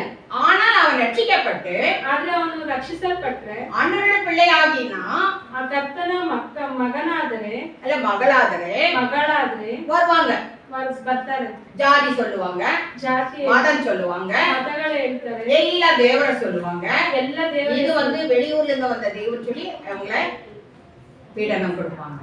ಈ ಒಂದು ಯೇಸು ಕ್ರಿಸ್ತನ ಹೆಸರು ಇದು ಹೊರ ದೇಶದಿಂದ ಬಂದದ್ದು ಎಂಬುದಾಗಿ ಅವ್ರನ್ನ ಹಿಂಸೆ ಕೊಡೋಕೆ ಪ್ರಾರಂಭ ಮಾಡ್ತಾರೆ. அதனால ஆண்டவர் இயேசு கிறிஸ்து சொன்னார். ಆದ್ದರಿಂದ ಕರ್ತನಾದ ಯೇಸು ಕ್ರಿಸ್ತನು ಹೇಳಿದನು, இந்த பச்சை மரத்துக்கு இப்படி செய்திருந்தாமானால் ಈ ಒಂದು ಹಸಿ ಮರಕ್ಕೆ ಹೀಗೆ ಮಾಡಿದ್ದಾರೆ, பட்ட மரத்துக்கு என்ன செய்வார்கள், ಒಣ ಮರಕ್ಕೆ ಏನು ಮಾಡುತ್ತಾರೆ ಎಂಬುದಾಗಿ. ஏன்னா கர்த்தராகிய இயேசு கிறிஸ்து தேவனாய் அவரை பாடுபடுத்தின பாடுகள் நமக்கும் இருக்கிறது. ಕರ್ತನಾದ ಯೇಸು ಕ್ರಿಸ್ತನಿಗೆ ಮಾಡಿದಂತ ಒಂದು ಹಿಂಸೆಗಳು ನಮಗೂ ಸಹ ಇರುವಂತದ್ದು. இந்த உலகம் ஆண்டவர் சொன்னாரே, இந்த உலகம் உங்களுக்கு பாத்திரமல்ல. ಈ ಒಂದು ಲೋಕ ನಿಮಗೆ ಪಾತ್ರವಲ್ಲ. உங்களுக்கு अनेक உபத்திரவங்கள் வரும். ಈ ಅನೇಕ ಉಪದ್ರವಗಳು ನಿಮಗೆ கஷ்டங்கள் வரும். ಕಷ್ಟಗಳು ಬರುತ್ತೆ. ஆனா திடப்படுங்க, ಅದಕ್ಕೆ திடம் கொள்ளுங்க, ಬಿಡುಗಡೆ ಹೊಂದ್ರಿ, ಶಕ್ತಿಯನ್ನು ಹೊಂದಿರಿ. ஏன்னா ಯಾಕೆಂದ್ರೆ உலகத்தில் இருக்கிறவர்களைக்கால் உன்னிடத்தில் இருக்கிறவர் பெரியவர். ಲೋಕದಲ್ಲಿ ಇರೋದಕ್ಕಿಂತ ನಿಮ್ಮೊಳಗೆ ಇರುವವನು ದೊಡ್ಡವನು. அதனாலே ಆದ್ದರಿಂದ எந்த கஷ்டமானாலும் ಯಾವ ಕಷ್ಟ என்னை நோக்கி கூப்பிடு, ನನ್ನನ್ನು ಕರಿ, நான் உங்களை விடுதலை ஆக்குவேன், ನಾನು ನಿಮ್ಮನ್ನು ಬಿಡಿಸ್ತೇನೆ. நாம இன்னைக்கு பாடணும்ல, நேற்றும் இன்றும் என்றும் மாறாதவர் நம்ம ஆண்டவர், நேற்றும் இன்றும் என்றும் மாறாதவர். ಈಗ ನಾವು ಆಡಿದೇವಲ್ಲ, ನಿನ್ನೆ ಇವತ್ತು ಯಾವತ್ತೂ ಮಾರಾದ ದೇವರು. அவர் வாக்குத்தத்தங்களில் உண்மையுள்ளவர். ಆತನ ವಾಗ್ದಾನಗಳಲ್ಲಿ ನಂಬಿಗಸ್ತ ಅಂತ ಇರುವಂತ. பொய் சொல்றது தர மனிதன் கிடையாது. ಆತನು ಸುಳ್ಳು ಹೇಳೋದಕ್ಕೆ அவர் சொன்னால் ஆகும், ಆತನು ಹೇಳಿದ್ರೆ ಆಗುತ್ತೆ, கட்டளையிட்டால் இருக்கும். ಆತನ ಕಟ್ಟಳೆ ಆಜ್ಞೆಗಳನ್ನ ಕೊಟ್ಟರೆ ಅದು ನಿಲ್ಲುತ್ತೆ. பெரிய கொடுங்காட்டா இருக்கட்டும், ದೊಡ್ಡ ஸ்டோம் ಬಿರುಗಾಳಿ ಆದ್ರೂ, திறமை ஆகட்டும், கடல் கொந்தளிப்பு ஆகட்டும், வேவ்ஸ் ஆகட்டும், பெரிய வேவ்ஸ் ஆகட்டும், ಜಲಪ್ರಳಯ ಆದ್ರೂ, என்ன வந்திருந்தாலும், ಏನೇ ಬಂದರೂ ஈசான மூலமே வரட்டும், ಈಶಾನ್ಯ ಮೂಲೆಯಿಂದ ಬರಲಿ, ஆனால் ஆண்டவருடைய பேச்சுக்கு என்ன ஆகும், ಆದ್ರೆ ಕರ್ತನ ಮಾತಿಗೆ ಏನಾಗುತ್ತೆ, அதான் கேட்கும். ಅದಕ್ಕೆ நம்ம கேட்க மாட்டோம். ನಾವು ಕೇಳೋದಿಲ್ಲ. ஆண்டவரே ಕರ್ತನು ஒரு புழுட்ட சொன்னிச்சு, ಒಂದು ಹುಳ ಹತ್ರ ಹೇಳಿದ್ರು, நீ போய் ನೀನು ಹೋಗಿ அந்த ஆமணக்கு செடியை ಆ ಒಂದು ಸೋರೆ ಗಿಡವನ್ನ அதை குத்தி போடு. ಅದನ್ನ ಕಚ್ಚಿ ಹಾಕು. அது ஒண்ணும் சொல்லல, போய் குத்தி போட்டுச்சு. ಅದು ಏನು ಹೇಳಿಲ್ಲ, ಅದು ಹೋಗಿ ಕಚ್ಚಿ ಹಾಕ್ತು. அந்த ஆமணக்கு செடி ಆ ಒಂದು ಸೋರೆ ಗಿಡ ஆண்டவர் சொன்னாரு, இந்த மொட்டை தலையனான யோனாவுக்கு ஒரு பாடம் கற்றுக் கொடுக்க வேண்டும். ಈ ಒಂದು ಓಡತಲೆ ಆದ ಯೋಧನಿಗೆ ಒಂದು ಪಾಠ ಕಲಿಸ್ಬೇಕು. அதுக்கு அவருக்கு என்ன செய்யணும், ஒரு செடியை ஆமணக்கு செடியை வர வச்சாரு. ಅದಕ್ಕೆ ಏನ್ ಮಾಡ್ಬೇಕು, ಒಂದು ಸೋರೆ ಗಿಡನ ಬರ ಮಾಡುದು. மட்டுமல்ல, ಅದು ಮಾತ್ರ ಅಲ್ಲ, சூரியன் டைரக்டா அவருடைய சொட்ட தலையில அடிக்கிற மாதிரி ஆச்சு. ಸೂರ್ಯನು ಡೈರೆಕ್ಟ್ ಆಗಿ ಆತನ ತಲೆ ಮೇಲೆ ಬೀಳುವಂತೆ ಆಯ್ತು. இப்ப என்னாச்சு, அவருக்கு ரொம்ப இந்த ஆமணக்கு செடி வந்த உடனே ரொம்ப சொகுசா அதுக்கு அடியில இருந்தாரு. ಈಗ ಏನಾಯ್ತು ಅಂದ್ರೆ, ಈಗ ಒಂದು ಸೋರೆ ಗಿಡ ಬಂದಾಗ ಅದ್ರ ನೆರಳಿನಲ್ಲಿ ಆತನ ತುಂಬಾ ஆண்டவருடைய வசனத்துக்கு எதிரடையாக அதை கீழ்ப்படியாம ஓடி வந்த தீர்க்கதரிசி, ದೇವರ ವಾಕ್ಯಕ್ಕೆ ಒಳಗಾಗದೆ ಓಡಿ ಬಂದಂತ ಈ ಒಂದು ಪ್ರವಾದಿ, அந்த பிரவாதனுக்கு அநேக காரணங்கள் இருக்கிறது, அதுல ஒன்னும் தவறு சொல்றதுக்கு இல்ல. ಆ ಪ್ರವಾದಿಗೆ ಅನೇಕ ಕಾರಣಗಳಿದೆ, ಅದರಲ್ಲಿ ತಪ್ಪು ಹೇಳಿಕೆ. அந்த நினைவேக்கார் ரொம்ப உபதம் பண்றவங்க கூடியவங்க இவங்கள. ನಿನೆವೆ ಪಟ್ಟಣದ ಜನರು ತುಂಬಾ இஸ்ரேல் மக்களுக்கு கொடுத்தாங்க. ಜನರು ಇಸ್ರಾಯೇಲಿಗೆ ಕೊಟ್ರು. அதனால அவனுக்கு அவங்க மேல கோபம், அவங்க தப்பிக்க கூடாது. ಅದರಿಂದ ಆತನಿಗೆ ಅವರ ಮೇಲೆ ಕೋಪ, ಅವರು ತಪ್ಪಿಸ್ಕೋಬಾರ್ದು. இப்ப இந்த ஆமணக்கு செடி அடியில ரொம்ப சொகுசா உட்கார்ந்துட்டாரு. ಈಗ ಆ ಸೋರೆ ಗಿಡದ ಕೆಳಗಡೆ ತುಂಬಾ ಸುಖವಾಗಿ ಆತನು ಕೂತುಕೊಂಡಿದ್ದಾನೆ. முதல்ல கடல்ல இருந்து தப்பிச்சாரு, ಮೊದಲು ಸಮುದ್ರದಿಂದ மீன் வயிற்றிலே அவரை எடுத்துக்கொண்டாங்க. ஆண்டவர் மீனுக்கு ஆர்டர் கொடுத்தாரு, ಮೀನಿಗೆ ಆಜ್ಞೆಯನ್ನು ಮಾಡಿದನು ನೋಹನಿಗೆ. அப்போ யோனனிಗೆ யோனாவை அந்த மீன் என்ன செஞ்சிருச்சு, எடுத்துட்டு முழுங்கிட்டு எங்கேயோ கொண்டு போகல, எங்க விடணுமோ அங்க கொண்டு போய் விட்டுச்சு. ಆಗ ಮೀನು ಏನ್ ಮಾಡ್ತಾ, ನೋಹನ್ನ ಎತ್ತಿ ನುಂಗಿತ್ತು, ಯೋನನ್ನ ಎತ್ತಿ ನುಂಗಿತ್ತು, ಮತ್ತೆ ಎಲ್ಲಿ ಕರ್ಕೊಂಡು ಹೋಗ್ಬೇಕು ಅಲ್ಲೇ ಕರ್ಕೊಂಡು ಹೋಗ್ಬಿಡ್ತು. ನಾವು இப்படித்தான், ನಾವು ಹೀಗೆ ಸಹ தேவன் சொன்ன வார்த்தைக்கு கீழ்ப்படியாமல், ದೇವರ ಮಾತಿನ ಒಳಗಾಗದೆ, இந்த உலகத்திலே ஒரு ஆமணக்கு செடி கிடைச்சா போதும், ನಾವು ಈ ಲೋಕದಲ್ಲಿ ಒಂದು ಸೋರೆ ಗಿಡ ಸಿಕ್ಕದ್ರೆ ಸಾಕು, அது கடியில ரொம்ப ಅದ್ರ ಕೆಳಗಡೆ நம்ம ಅದರಲ್ಲಿ ಕೆಳಗಡೆ ನಾವು ತುಂಬಾ ಚೆನ್ನಾಗಿ ಸುಖ ಪಡ್ತೇವೆ. ஆண்டவர் சொன்னாரே, கர்த்தனை ಹೇಳಿದ್ದಾನೆ, நீங்க உறங்குற நீங்க விழித்து எழும்புங்க, மரித்தோரை விட்டு எழும்புங்க. ನಿದ್ರೆ ಮಾಡುವ ನೀವು ಎದ್ದೇಳಿ, ನಿದ್ರೆ ಮಾಡುವವರ ಸಂಗಡದಿಂದ ನೀವು ಎದ್ದೇಳಿ, மரித்தோரிலிருந்து எழுந்துங்க. ಸಮಾಧಿಯೊಳಗಿಂದ, ஆமா, ಸಮಾಧಿಯೊಳಗಿಂದ ಎದ್ದೇಳಿ. யார் சமாதி? சமாதியில போய் யாராவது படுத்து தூங்குவாங்களா? ಸಮಾಧಿಯೊಳಗೆ கிடங்கு என்ன, மோர்ச்சரியில சவங்களை கொண்டு போய் மோர்ச்சரியில போடுவாங்கல்ல, சவகிடங்கு. ಶವಗಳನ್ನ ತಗೊಂಡೋಗಿ ಸಮಾಧಿಯಲ್ಲ ಇರೋದು. ஆண்டவர் சொல்றாரு, நீ படுத்திருக்கிறது மரித்தவர்களோட.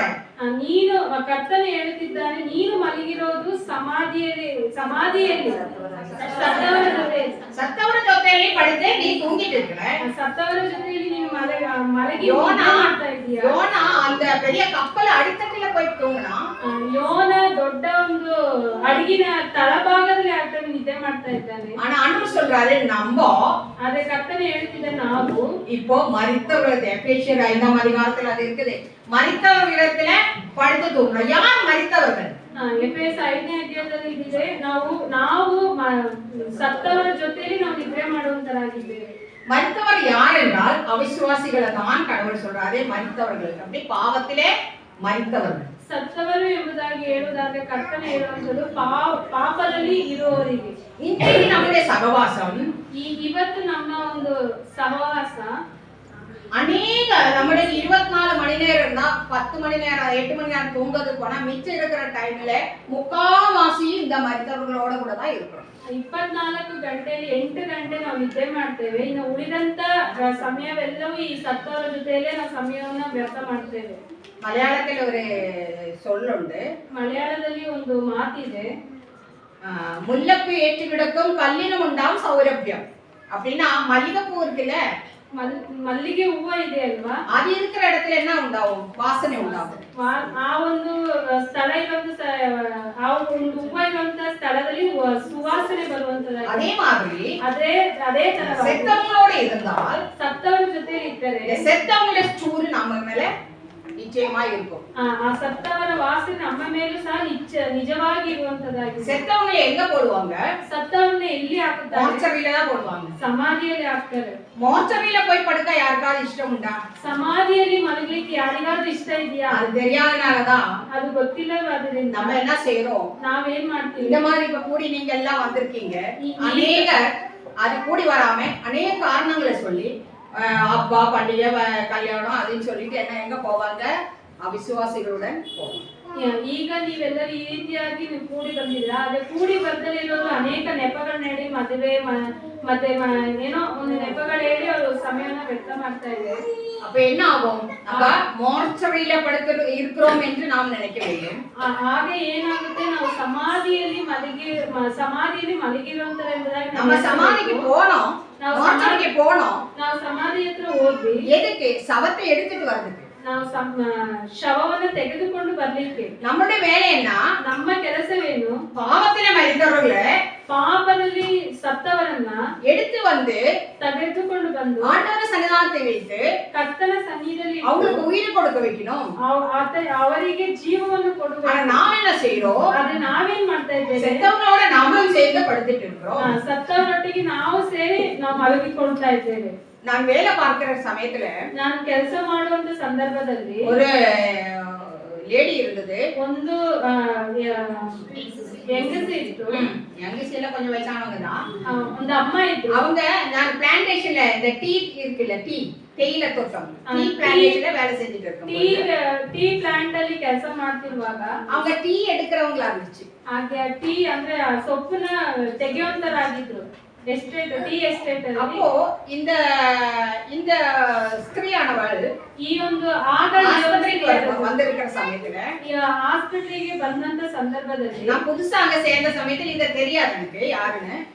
ನಾನು ಹೊಸದಾಗಿ ಸೇರಿದಂತ ಸಂದರ್ಭದಲ್ಲಿ ಇವ್ರು ಯಾರು ಅಂತ ನನಗೆ ಗೊತ್ತಿರ್ಲಿಲ್ಲ. எல்லாரும் சொன்னாங்க, சிஸ்டர் இவங்க தான் செத்த பாப்பாத்தி. ಎಲ್ಲರೂ ಹೇಳಿದ್ರು, ಸಿಸ್ಟರ್ ಇವರೇ செத்த பாப்பாத்தி, அவங்க பேரு பாப்பாத்தி.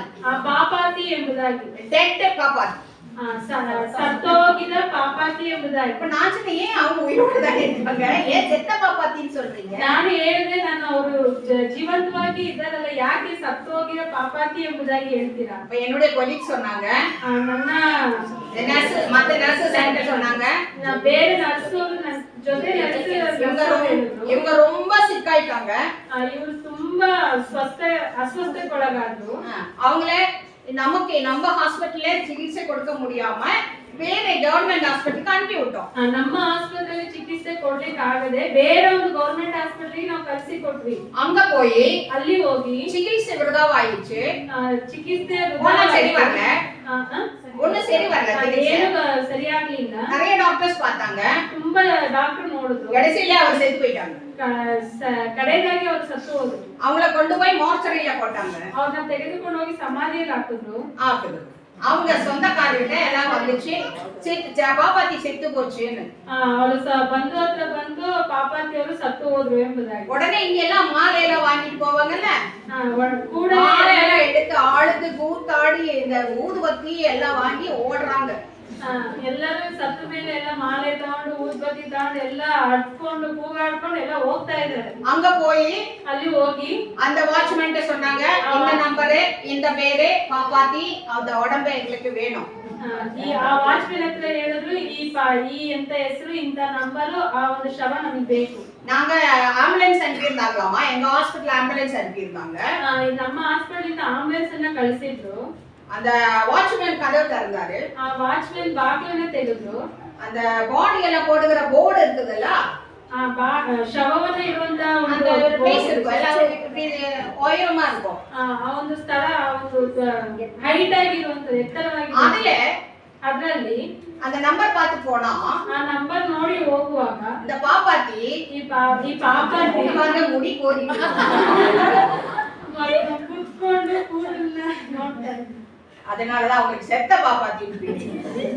ಅದರಿಂದ அது உண்மையா நடந்தது. அந்த பாப்பாத்திக்கு இருந்த தைரியம், அத்தனை சவங்களுக்கு நடுவே அவங்க உட்கார்ந்தாங்க. நம்ம அப்படிதாங்க இருக்கணும், சவங்களுக்கு நடுவே நம்ம உட்கார்ந்து நம்ம ಅವನಿಗೆ ಸತ್ತೋಗಿರೋ ಪಾಪಾತಿ ಎಂಬುದಾಗಿ ಹೆಸರು ಬಂತು. ಹಾಗೆ ಅಷ್ಟು ಶವಗಳ ಮಧ್ಯದಲ್ಲಿ ಆಕೆ ಹೇಗೆ ಧೈರ್ಯವಾಗಿದ್ರು ನಾವು ಸಹ ಅದೇ ರೀತಿಯಾಗಿ ಧೈರ್ಯವಾಗಿ ನಾವು ನಿಲ್ಲಬೇಕು.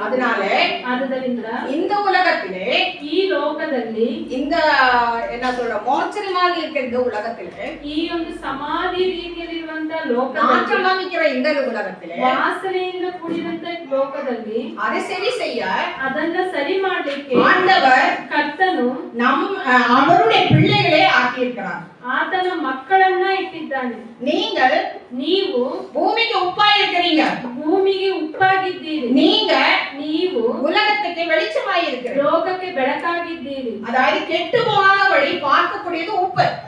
ನೀವು ಅದನ್ನ ಕೆಟ್ಟು ಹೋಗದ ರೀತಿಯಲ್ಲಿ ನೋಡೋದಕ್ಕೆ உப்பு தேவை, ಉಪ್ಪು ಬೇಕು.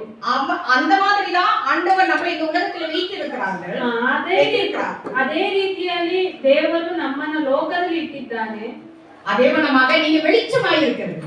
ನಾವು ಅದೇ ರೀತಿಯಾಗಿ ನಾವು ಬೆಳಕಾಗಿದ್ದೇವೆ. சவகடங்களில் என்ன இருக்காது? வெளிச்சம் இருக்காது. ಸಮಾಧಿಗಳಲ್ಲಿ ಏನಿಲ್ಲ, ಬೆಳಕಿರೋದಿಲ್ಲ. இந்த உலகத்திலே உலகம் இருட்டில் இருக்கிறது. ಈ ಲೋಕವು ಲೋಕದ ಕತ್ತಲೆಯಲ್ಲಿ ಇರುವಂತದಾಗಿದೆ.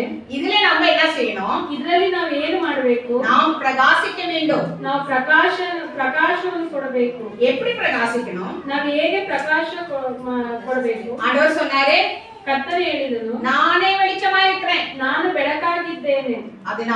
ಆದ್ದರಿಂದ ಸೂರ್ಯನಿಂದ வெளிச்சத்தை பெற்று ಬೆಳಕನ್ನು ಪಡೆದು ನಕ್ಷತ್ರಗಳು மூணும் ಚಂದ್ರನು எப்படி பிரகாசிக்கிறதோ, ಹೇಗೆ ಪ್ರಕಾಶವನ್ನು ಹೊಂದುತ್ತದೋ அந்த மாதிரி ಆ ರೀತಿಯಾಗಿ இந்த ಉಲಗத்திலே ಈ ಲೋಕದಲ್ಲಿ நாம் பிரகாசிக்க வேண்டும் என்று தேவன் விரும்புகிறார்.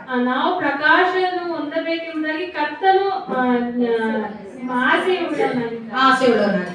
அப்ப நம்ம எப்படி வாழ வேண்டும்? ಆದ್ರೆ ನಾವು ಹೇಗೆ ಜೀವಿಸಬೇಕು? நமக்கு கஷ்டம் இருந்தாலும் சரி, ನಮಗೆ ಕಷ್ಟ ಬಂದರೂ ಸರಿ, துக்கம் இருந்தாலும் சரி, ದುಃಖ ಇದ್ದರೂ ಸರಿ, பிரச்சனை இருந்தாலும் சரி, ಸಮಸ್ಯೆಗಳು ಇದ್ದರೂ ಸರಿ, நமக்கு ஒருவர் இருக்கிறார், ನಮಗೆ ಒಬ್ಬನಿದ್ದಾನೆ. நம்மை பார்க்கக்கூடியவர் ஒருவர் இருக்கிறார், ನಮ್ಮ ನೋಡುವಂತ ಒಬ್ಬನಿದ್ದಾನೆ, நமக்காக கிரியை செய்கிறவர் ஒருவர் இருக்கிறார், ನಮಗಾಗಿ ಕೆಲಸ ಮಾಡುವಂತ ಒಬ್ಬನಿದ್ದಾನೆ. இஸ்ரவேல் மக்களுக்கு சொன்னாரு, ಇಸ್ರಾಯೇಲರ ಜನಕ್ಕೆ நீங்க பேசாம இருங்க, ನೀ ಮಾತಾಡದೇ ಇರು, கர்த்தர் உங்களுக்காக யுத்தம் செய்வார். ಕರ್ತನು ನಿಮಗಾಗಿ ಯುದ್ಧವನ್ನು ಮಾಡುವಂತನಾಗಿದ್ದಾನೆ. இன்னைக்கு நம்ம யுத்தம் செய்கிறவர், ಇವತ್ತು ನಮಗಾಗಿ ಯುದ್ಧ ಮಾಡುವಂತವನು ஆண்டவர், ಕರ್ತನು. அந்த செத்த பாப்பாத்திய மாதிரி ಸತ್ತೋಗಿರೋ ಪಾಪಾತಿಯ எப்படி சவகடங்களில் எழுந்து தைரியமா இருந்தோமோ, ಹೇಗೆ ಶವದ ಮಧ್ಯದಲ್ಲಿ ಆಕೆ ಎದ್ದು ಧೈರ್ಯವಾಗಿದ್ದಳು, ಅವಳು ஒரு அந்நிய ஜாதிக்காரியா இருந்த பொழுதிலும், ಆಕೆ ಅನ್ಯ ಜನಾಂಗದವಳು ಆಗಿದ್ದರೂ ಸಹ அவளுக்கு அந்த தைரியம் இருந்தோமானால், ಆಕೆಗೆ ಆ ಒಂದು ಧೈರ್ಯ ಇರುವುದಾದ್ರೆ ಸರ್ವಶಕ್ತನಾದ தேவனுடைய மக்களாகிய நமக்கு, ದೇವರ ಮಕ್ಕಳಾಗಿರುವ ನಮಗೆ எவ்வளவு தைரியம் இருக்கணும்? ಇನ್ನು ಯಾವ ಧೈರ್ಯ ಇರಬೇಕು? இந்த உலகத்திலே நாம் ಈ ಲೋಕದಲ್ಲಿ ಉಪ್ಪಾಗಿ வெளிச்சமாகவும் ಬೆಳಕಾಗಿ இருந்து ಇರುವ அவருடைய சுவார்த்தையை, ಆತನ ಸುವಾರ್ತೆಯನ್ನು செத்து போனவங்களுடைய பக்கல அடுத்தல் ಸತ್ತು ಹೋಗಿರುವಂತ ಜನರೊಟ್ಟಿಗೆ உயிர் கொடுக்க, ಜೀವವನ್ನು ಕೊಡ್ಲಿಕ್ಕೆ நாம் செய்ய வேண்டும், ಹೋಗಬೇಕು. அதுதான் நம்மளை குறித்த ஆண்டவருடைய சித்தம். ಅದೇ ಕರ್ತನ ನಮ್ಮ ಒಂದು ಜೀವಿತದಲ್ಲಿರುವಂತ ಒಂದು ಚಿತ್ತ. அதையும் ஆண்டவர் என்ன செய்வார் பார்க்கிறார். ಅದು ಕರ್ತನ ಏನು ಮಾಡ್ತಿದ್ದಾರೆ ಎಂಬುದಾಗಿ சொன்னமன்னமாக என்னை பார்க்கிறவரை நானும் பார்த்தேன். ಆಗಲೂ ಹೇಳುವ ರೀತಿಯಲ್ಲಿ ನನ್ನನ್ನು ನೋಡುವವರನ್ನು ನಾನು ನೋಡಿದ್ದೇನೆ ಎಂಬುದಾಗಿ. ಆದ್ದರಿಂದ இன்றைக்கு நம்ம எல்லாரும் என்னையும் சேர்ந்து ಇವತ್ತು ನನ್ನನ್ನು ಸೇರಿಸಿ எந்த சூழ்நிலையிலும் ಯಾವ ಒಂದು ಸಂದರ್ಭದಲ್ಲಿಯೂ ஆண்டவரே சுவார்த்தை சொல்றதுக்கு ஒரு அவசரம் கிடைத்தால், ಕರ್ತನ ಸುವಾರ್ತೆಯನ್ನು ಹೇಳಿಕ್ಕೆ ಯಾವ ಸಂದರ್ಭ ಸಿಕ್ಕಿದ್ರು அதை நாம் கண்டிப்பாக செய்ய வேண்டும். ಅದನ್ನು ನಾವು ಖಂಡಿತವಾಗಿಯೂ ಹೇಳಲೇಬೇಕು. கவலைப்பட வேண்டாம், ಚಿಂತೆ ಮಾಡೋದು ಬೇಡ. ஆண்டவர் சொன்னாரு, ಕರ್ತನೇ தேவைகளே ನಿಮಗೆ ಬೇಕಾಗಿರುವುದನ್ನ ಸ್ತೋತ್ರಗಳಿಂದ எனக்கு சொல்லுங்க, ನನಗೆ ಹೇಳಿರಿ, நான் ಅದನ್ನು நிவர்த்தி செய்வேன், ಬಿಡುಗಡೆಯನ್ನು ಕೊಡ್ತೇನೆ. இந்த ஆண்டவர் நம்மோடு இருக்கிறார், ಈ ಒಂದು ಕರ್ತ ನಮ್ಮೊಟ್ಟಿಗಿದ್ದಾನೆ. இவருக்காக நாம் ಈತನಿಗಾಗಿ ನಾವು பிழைப்போம். ನಾವು ಈತನಿಗಾಗಿ ನಾವು ಪ್ರಯಾಸ ಪಡೋಣ, ಜೀವಿಸೋಣ. ஆண்டவர் தாமே இந்த வசனங்களை ஆசீர்வதிப்பாராக. கர்த்தன் தானே ಈ ಒಂದು ಮಾತುಗಳನ್ನು ಆಶೀರ್ವದಿಸಲಿ. இவ்வளோ நேரம் அழகாக உட்கார்ந்து பொறுமையோட கேட்ட உங்களுக்கு என்னுடைய மிகுந்த நன்றி. ಇಷ್ಟು ಗಂಟೆಗಳ ಕಾಲ ಸಮಾಧಾನ ಕೂತು ದೇವರ ವಾಕ್ಯವನ್ನು ಕೇಳಲಿಕ್ಕೆ ನಿಮ್ಮೆಲ್ಲರಿಗೂ ವಂದನೆಗಳು. தேவனுடைய நாம மகிமைப்படுங்க. ದೇವರ ನಾಮವು ಮಹಿಮೆಯಾಗಲಿ.